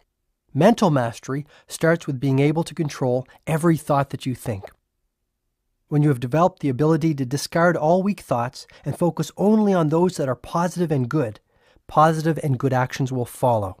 Soon you will start attracting all that is positive and good into your life. Here's an example. Let's say one of your personal development goals is to get up every morning at 6 a.m. and go for a run. Let's pretend it is now the middle of winter and your alarm wakes you from a deep, restful sleep. Your first impulse is to hit the snooze button and return to your slumber. Perhaps you will live up to your exercise resolution tomorrow. This pattern continues for a few days until you decide that you are too old to change your ways and the physical fitness goal was too unrealistic. You know me too well, I offered sincerely. Now let's consider an alternative scenario. It is still the dead of winter. The alarm goes off and you start to think of staying in bed. But instead of being a slave to your habits, you challenge them with more powerful thoughts. You start to picture in your mind's eye how you will look, feel, and act when you are in peak physical shape. You focus on all that you can accomplish with the increased energy a regular exercise program will bring. No more nights spent in front of the television because you are too tired to do anything else after your long day in court. Your days are filled with vitality, enthusiasm, and meaning. But say I do this, and I still feel like going back to sleep rather than going running. If you continue to wage war against the weaker thoughts that might have silently crept into the palace of your mind over the years, eventually they will see that they are unwanted and leave like visitors who know that they are not welcome. You mean to tell me that thoughts are physical things? Yes, and they are fully in your control. It is just as easy to think positive thoughts as it is to think negative ones. So if I want to have the inner strength to get up earlier, eat less, read more, worry less, be more patient, or be more loving, all I have to do is exert my will to cleanse my thoughts? When you control your thoughts, you control your mind. When you control your mind, you control your life. And once you reach the stage of being in total control of your life, you become the master of your destiny. I needed to hear this. Through the course of this strange yet inspiring evening, I had gone from being a skeptical litigator, carefully studying a hotshot lawyer turned yogi, to a believer whose eyes had been opened for the first time in many years. I wish Jenny could hear all this. Actually, I wished my kids could hear this wisdom too. I knew it would affect them as it had me. I had always planned on being a better family man and living more fully, but I always found that I was too busy putting out all those brush fires of life that seemed so pressing. It seemed like yesterday that I was a young law student, full of energy and enthusiasm. I dreamed of becoming a political leader, or even a Supreme Court judge back then. But as time went by, I settled into a routine. I think it was at that moment, with Julian sitting next to me on my living room floor on that sticky July night, that I changed. The Japanese call it satori, meaning instant awakening, and that's exactly what it was. I resolved to fulfill my dreams and make my life far more than it had ever been. That was my first taste of real freedom, the freedom that comes when you decide once and for all to take charge of your life and all its constituent elements. I will give you a formula for developing willpower, said Julian, who had no idea of the inner transformation I had just experienced. Wisdom without proper tools for its application is no wisdom at all. He continued, every day while you are walking to work, I would like you to repeat a few simple words. Yogi Raman told me that by its repetition, I would develop self-control and an indomitable will within a short period of time. Okay, I'm all ears.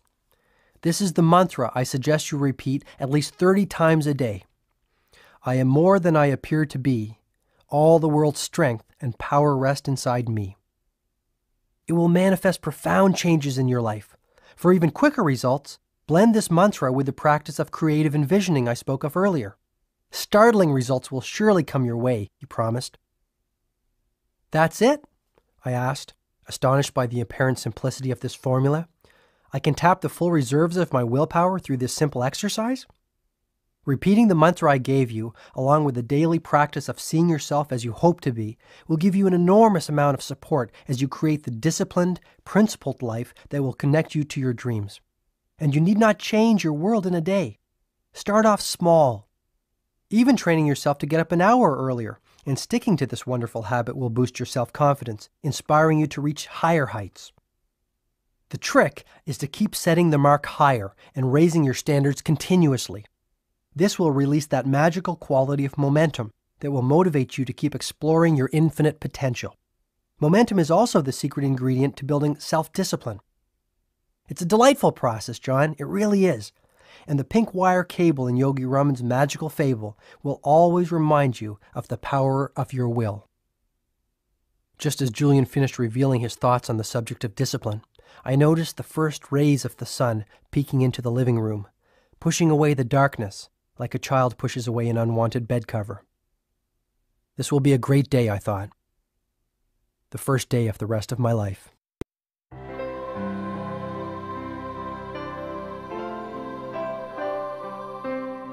Your most precious commodity. You know what's funny about life? Julian said. By the time most people figure out what they really want and how to go about attaining it, it's usually too late. Is that what the stopwatch in Yogi Raman's fable is all about? Yes.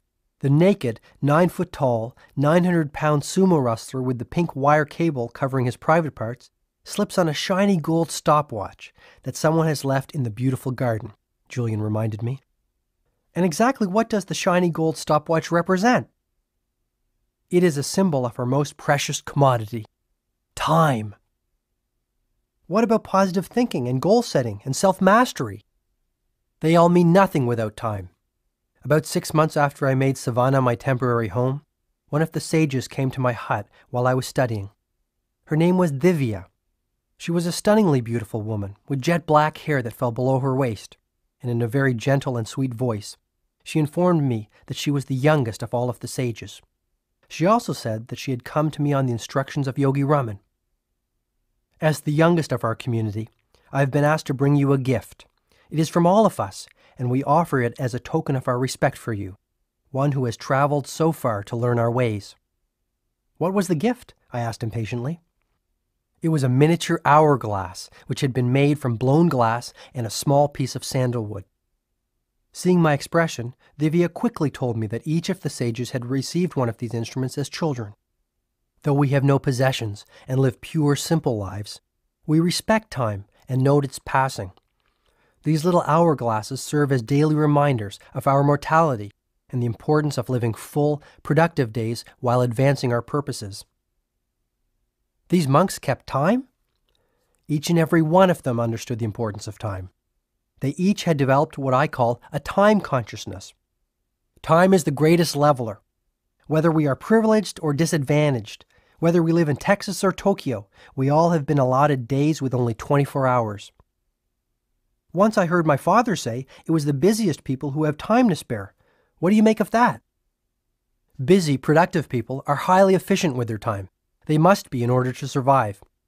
Being an excellent time manager doesn't mean that you must become a workaholic. On the contrary, time mastery allows you more time to do the things that are truly meaningful to you. Time mastery leads to life mastery. Guard your time well. Remember, it's a non-renewable resource. Let me give you an example, Julian offered. Let's say it's Monday morning, and your schedule is overflowing with appointments and meetings.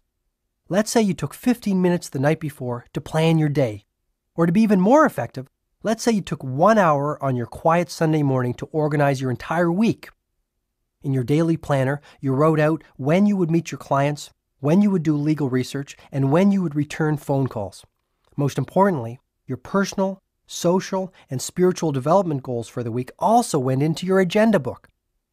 By anchoring all the most vital aspects of your life into your daily schedule, you ensure that your week and your life retain a sense of meaning and peace. Surely you're not suggesting that I take a break in the middle of my busy workday to walk in the park or meditate. All I'm saying is plan your week and manage your time creatively. Have the discipline to focus your time around your priorities. The most meaningful things in your life should never be sacrificed to those that are the least meaningful. I agree, Julian, but I really don't have the time to take breaks in the middle of my day. As it is, I work most evenings. As I said this, I felt my stomach tingling at the mere thought of the mountain of work I was facing. One of the great rules I learned from that wise old sage is that 80% of the results you achieve in your life come from only 20% of the activities that occupy your time. Yogi Raman called it the ancient rule of 20. I'm not sure I follow you. Okay, let's go back to your busy Monday. From morning until night, you might spend your time doing everything from drafting legal pleadings to reading your youngest child a bedtime story or playing chess with your wife. Agreed? Agreed. But out of all of the hundreds of activities you give your time to, only 20% will yield real, lasting results. Only 20% of what you do will have an influence on the quality of your life. These are your high-impact activities. For example, 10 years from now, do you really think that all the time you spent gossiping at the water cooler or watching television will count for anything? No, not really. Right, so I'm sure you will also agree there are a number of activities that will count for everything. You mean like time spent improving my legal knowledge, time spent enriching my relationships with my clients, and time invested in becoming a more efficient lawyer? Yes, and time spent nourishing your relationship with Jenny and the kids, time spent connecting with nature and showing gratitude for all you are so fortunate to have, time spent renewing your mind, your body, and your spirit. Direct all of your time to those activities that count. Enlightened people are priority-driven. This is the secret of time mastery. Wow, Yogi Raman taught you all that? I have become a student of life, John. Yogi Raman certainly was a wonderful and inspiring teacher, and I will never forget him for that. But all of the lessons I have learned from my varied experiences have now come together like pieces of a big jigsaw puzzle to show me the way to a better life. I had been to many seminars in time management as a lawyer, yet I had never heard the philosophy of time mastery that Julian was now sharing with me. Time management was not just something to focus on at the office and discard at closing time. It was a holistic system that could make all areas of my life more balanced and fulfilling. I would not only be far more productive, I would be far happier. That brings me to another point. Don't let others steal your time. Learn to say no. Having the courage to say no to the little things in life will give you the power to say yes to the big things. What about procrastination? All too often, I keep putting off the things that I don't like doing. It is human nature to do the things that feel good and avoid the things that feel bad. But as I said earlier, the most productive people in this world have cultivated the habit of doing the things that less productive people don't like doing, even though they too might not like doing them. I stopped and thought deeply about the principle I had just heard. Perhaps procrastination was not my problem. Maybe my life had simply become too complex. Julian sensed my concern. Yogi Raman told me that those who are masters of their time live simple lives. A hurried, frenzied pace is not what nature intended. While he firmly believed that lasting happiness could be reached only by those who were effective and set definite aims for themselves, living a life rich with accomplishment and contribution did not have to come through sacrifice of peace of mind. This is what I found so fascinating about the wisdom I was hearing. It allowed me to be more productive and yet fulfill my spiritual longings. I started to open up myself even more to Julian. You have always been honest and forthright with me, so I will be the same with you. I don't want to give up my practice and my house and my car to be happier and more satisfied. I like my toys and the material things I have earned. They are my rewards for all the hours I have worked over the years. But I feel empty. I really do. There is so much I could do with my life. You know, I'm almost 40 and I have never been to the Grand Canyon or the Eiffel Tower. I can't even remember the last time I took a long, quiet walk by myself after a snowfall, just to hear the sounds and to enjoy the sensations. Then simplify your life, Julian suggested sympathetically. Apply the ancient ritual of simplicity to every aspect of your world. Too many people are dreaming of some magical rose garden on the horizon rather than enjoying the one growing in their backyards. What a tragedy. Any suggestions? That I will leave to your own imagination. Oh, and that reminds me of another thing I do to make sure my life stays calm and simple. What's that? I love to have a quick nap in the afternoon. I find it keeps me energetic, refreshed, and youthful. I guess you could say that I need my beauty sleep, Julian laughed. Beauty has never been one of your strong points. A sense of humor has always been one of yours, and for this I commend you. I think Yogi Raman said it best when he said, "Laughter opens your heart and soothes your soul." No one should ever take life so seriously that they forget to laugh at themselves. Julian had one final thought to share on the subject of time. Perhaps most importantly, John, stop acting like you have 500 years to live. Develop a deathbed mentality. When you adopt a deathbed mentality, you live every day as if it was your last. The deathbed question alone has the power to change your life. It will energize your days and bring a rush of zest and spirit to all that you do. Powerful stuff. Here's more. There is a simple remedy to break the spell of frustration that plagues so many people. Act as if failure is impossible and your success will be assured. Be brave and set no limits on the workings of your imagination. Never be a prisoner of your past. Become the architect of your future. You will never be the same. As the city started to awaken and the morning grew into full bloom, my ageless friend started to show the first signs of weariness after a night spent sharing his wisdom with an eager student.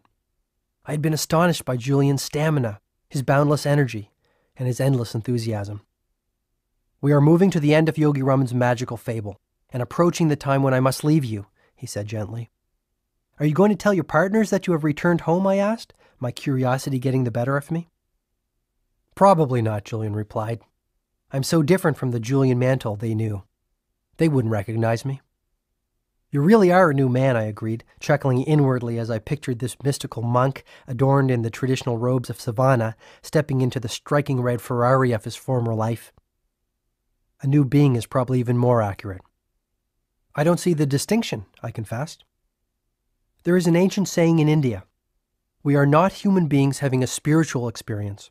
We are spiritual beings having a human experience. I see what I am. I am no longer in the world. The world is in me.'" "I'm going to have to chew on that one for a while," I said in total honesty, not quite comprehending what Julian was talking about. "Sure. I understand, my friend. A time will come when you are clear on what I am saying. If you follow the principles I have revealed to you and apply the techniques I have offered, you will surely advance along the path of enlightenment. You will see your life for what it really is, a small blip on the canvas of eternity, and you will come to see clearly who you are and the ultimate purpose of your life.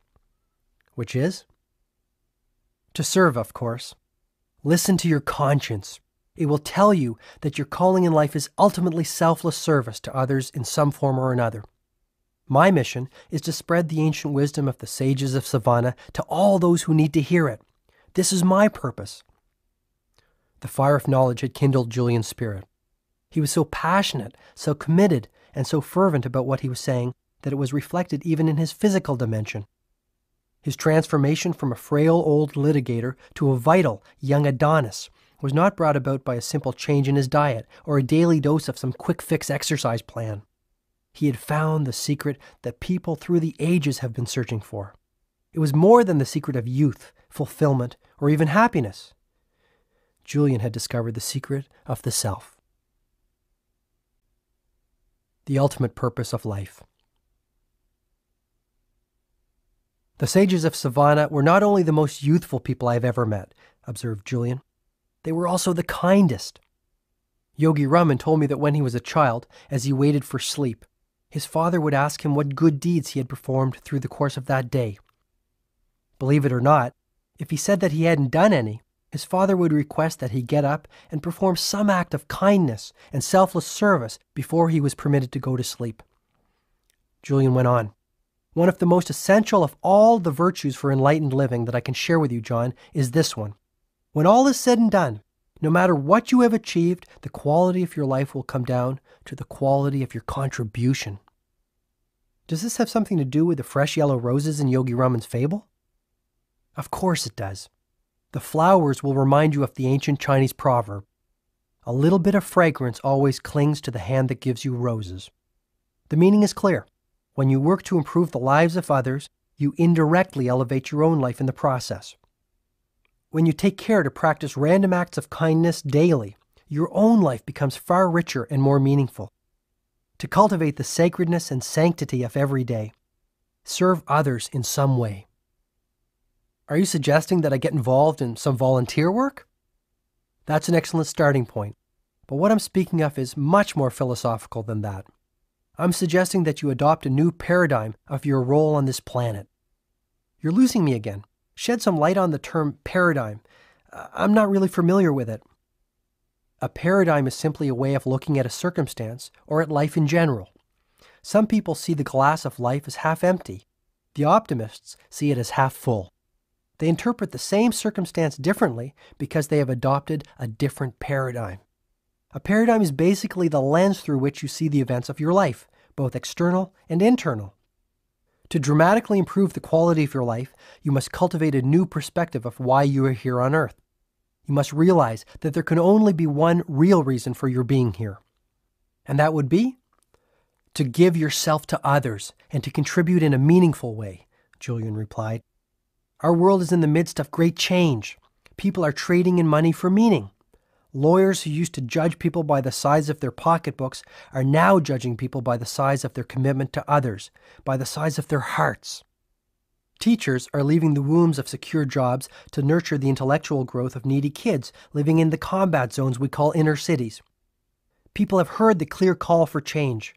People are realizing that they are here for a purpose and that they have been given special gifts that will aid them to realize it. What kind of special gifts? Exactly the ones I've been telling you about all evening. An abundance of mental ability, boundless energy, unlimited creativity, and a storehouse of discipline and a wellspring of peacefulness. It is simply a matter of unlocking these treasures and applying them for common good, noted Julian. So how can one go about doing good? I'm simply saying that you should make it a priority to change your worldview so that you stop seeing yourself purely as an individual and start seeing yourself as part of the collective. Your life moves to a more magical dimension when you start striving to make the world a better place. I knew Julian had a point. One of the things that was starting to bother me about practicing law was that I didn't really feel I was making the sort of contribution I knew I was capable of making. I realized that I had ensconced myself in a middle-class cocoon, one that sheltered me from society at large and one I had grown accustomed to. Compassion and daily acts of kindness will make life far richer, Julian said. Take the time to meditate every morning on the good you will do for others during your day. The sincere words of praise to those who least expect it, the gestures of warmth offered to friends in need, the small tokens of affection to members of your family, all add up to a much more wonderful way to live. And speaking of friendships, make sure you keep them in constant repair. A person with 3 solid friends is very wealthy indeed. I nodded. Friends add humor, fascination, and beauty to life. Good friends are there to help you when life throws one of its little curves at you and things look worse than they seem. When I was a busy litigator, I had no time for friends. Now I am alone, except for you, John. When I have just put down a wonderful book that has moved me deeply, I have no one to share my thoughts with. I have no one to open my soul to when the sunshine of a glorious autumn day warms my heart and fills me with joy. Julian quickly caught himself. However, regret is not an activity for which I have any time. I have learned from my teachers in Savannah that every dawn is a new day to the one who is enlightened.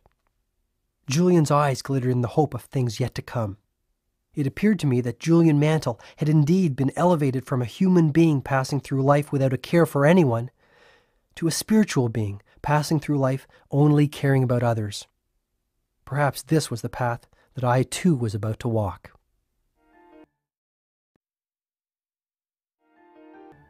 The timeless secret of lifelong happiness. It had been over 12 hours since Julian had arrived at my house. Those 12 hours were, without a doubt, the most important of my life. All at once, I was feeling exhilarated, motivated, and yes, even liberated. I realized that I had not even begun to explore the reaches of my human potential.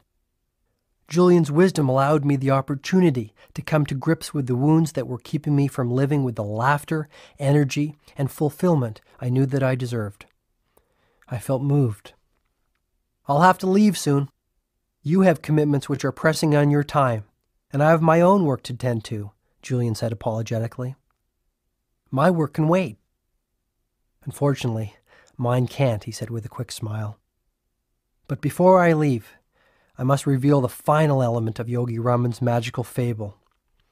You will recall that the sumo wrestler fell to the ground.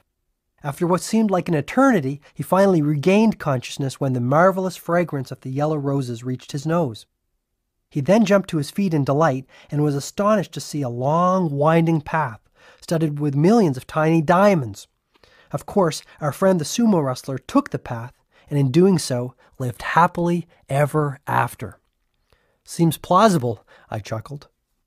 Yogi Raman's story has a purpose, and the principles it symbolizes are not only powerful, they are highly practical.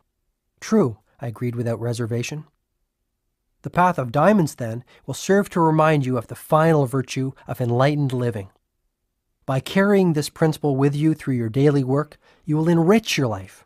You will begin to see the exquisite wonders in the simplest of things and live with the ecstasy you deserve. And by carrying out your promise to me and sharing it with others, you will also allow them to transform their world from the ordinary into the extraordinary. Will this take me a while to learn? The principle itself is strikingly straightforward to grasp, but learning how to apply it effectively in all your waking moments will take a couple of weeks of steady practice. Okay, I'm dying to hear it. Funny you should say that, because the seventh and final virtue is all about living.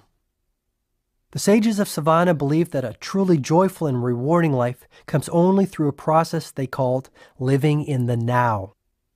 The most important moment is now. Learn to live in it and savor it fully. I understand exactly what you're saying, Julian. My mind is always flooded by a million little thoughts pulling me in a million different directions. It's really frustrating. Why? It tires me out. I guess I just don't have peace of mind. Yet I have experienced times when my mind is fully occupied on only what was in front of me. Often, this happened when I was under the gun to crank out a legal brief, and I didn't have time to think about anything other than the task at hand. I've also felt this kind of total focus when I was playing soccer with the boys, and I really wanted to win. Hours seemed to pass by in minutes, and I felt centered. It was as if the only thing that mattered to me was what I was doing in that very moment. Come to think of it, these were probably the times when I felt the most peaceful as well. Julian replied, "Being engaged in a pursuit that truly challenges you is the surest route to personal satisfaction. But the real key to remember is that happiness is a journey, not a destination. Live for today. There will never be another one quite like it," finished Julian, his smooth hands coming together as if to give a prayer of thanks for being privy to what he had just said. Is that the principle that the path of diamonds in Yogi Raman's fable symbolizes? I asked. You can have the life you deserve the very moment you start to understand that the path you are currently walking on is one rich with diamonds and other priceless treasures. Enjoy the beauty and the sacredness of all that is around you. You owe it to yourself. Does that mean that I should stop setting big goals for my future and concentrate on the present? No, replied Julian firmly. Goals and dreams for the future are essential elements in every truly successful life. My point is simply this.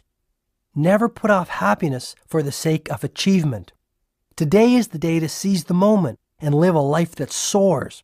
Today is the day to live from your imagination and harvest your dreams. And please never, ever forget the gift of family. I'm not sure I know exactly what you mean, Julian. Live your children's childhood, came the simple reply. Huh? I muttered, perplexed at the apparent paradox. Few things are as meaningful as being a part of your children's childhood. What is the point of climbing the steps of success if you have missed the first steps of your own kids?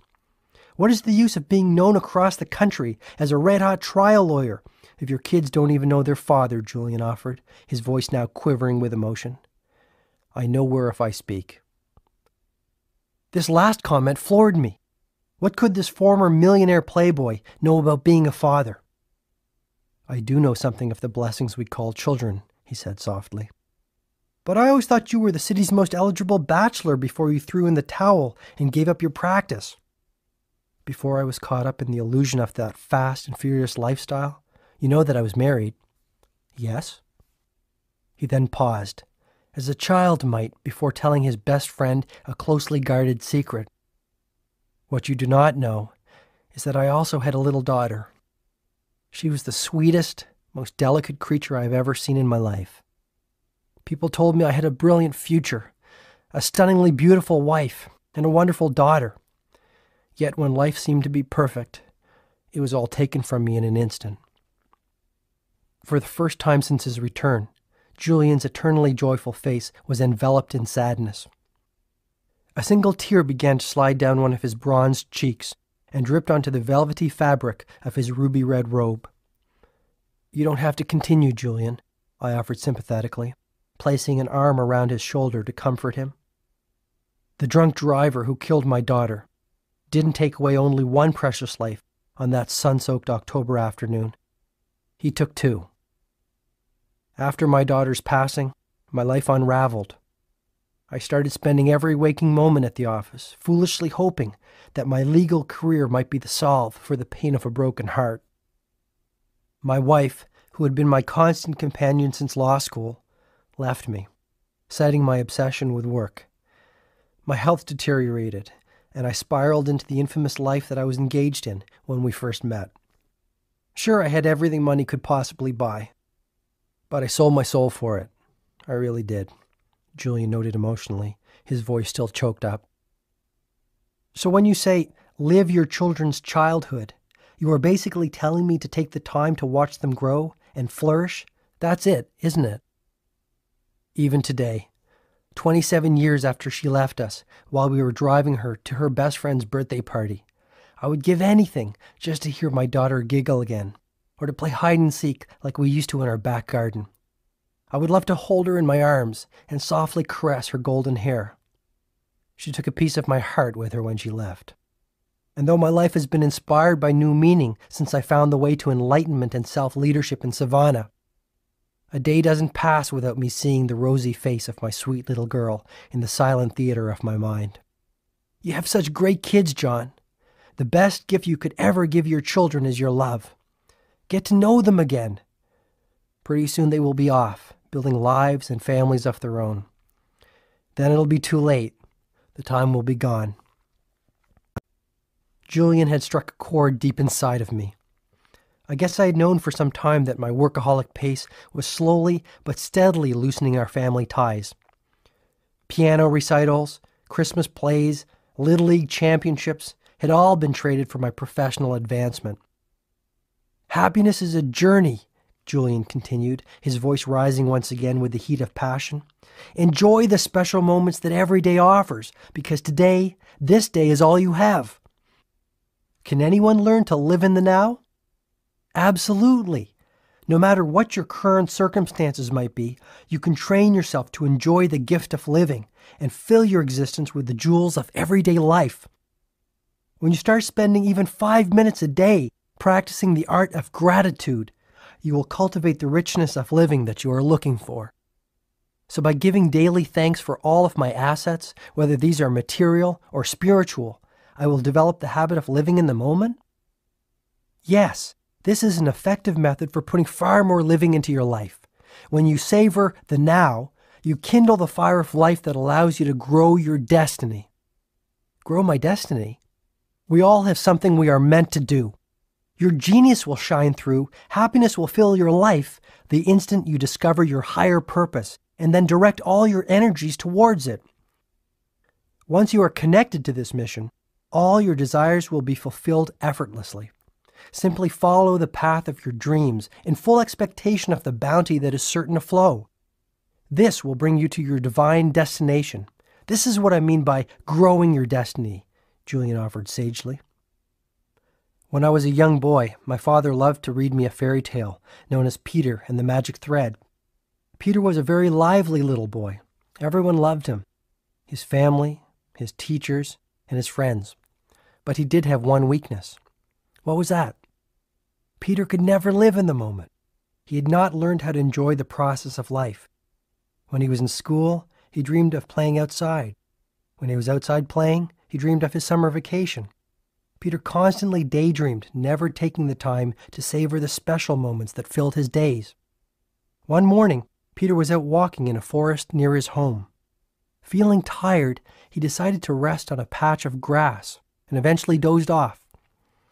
After only a few minutes of deep sleep, he heard someone calling his name. "Peter! Peter!" came a shrill voice from above.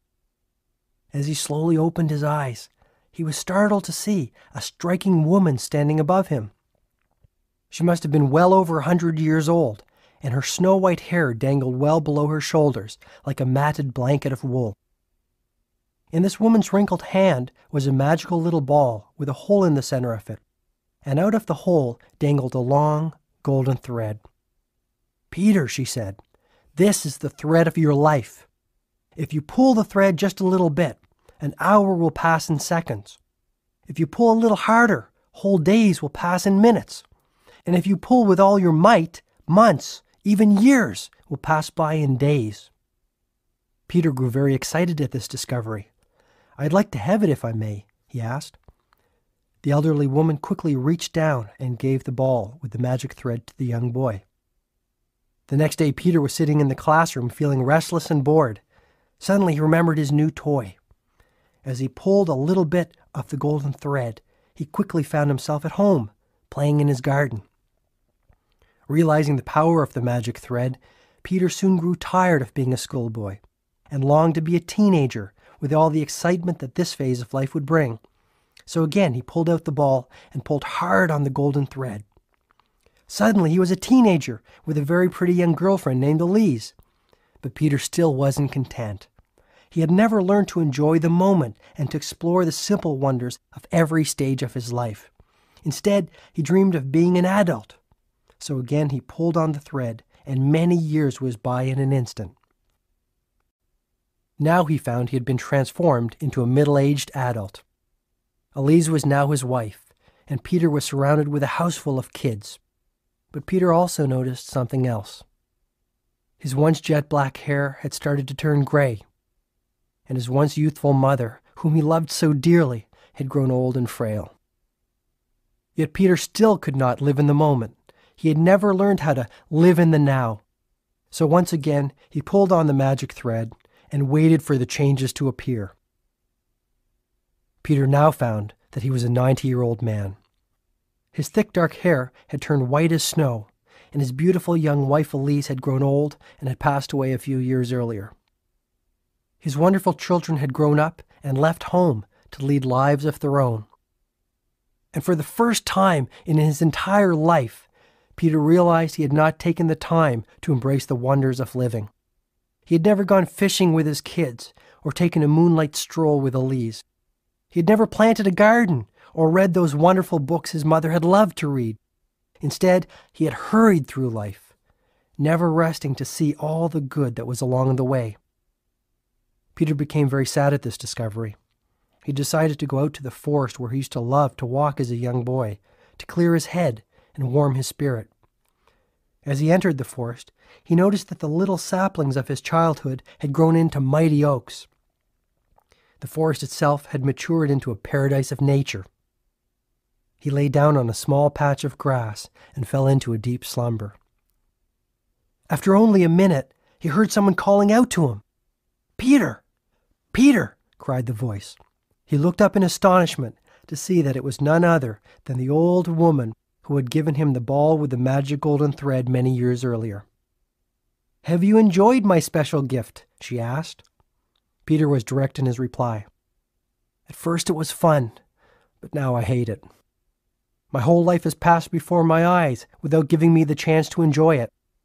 Sure, there would have been sad times as well as great times, but I haven't had the chance to experience either. I feel empty inside. I've missed the gift of living."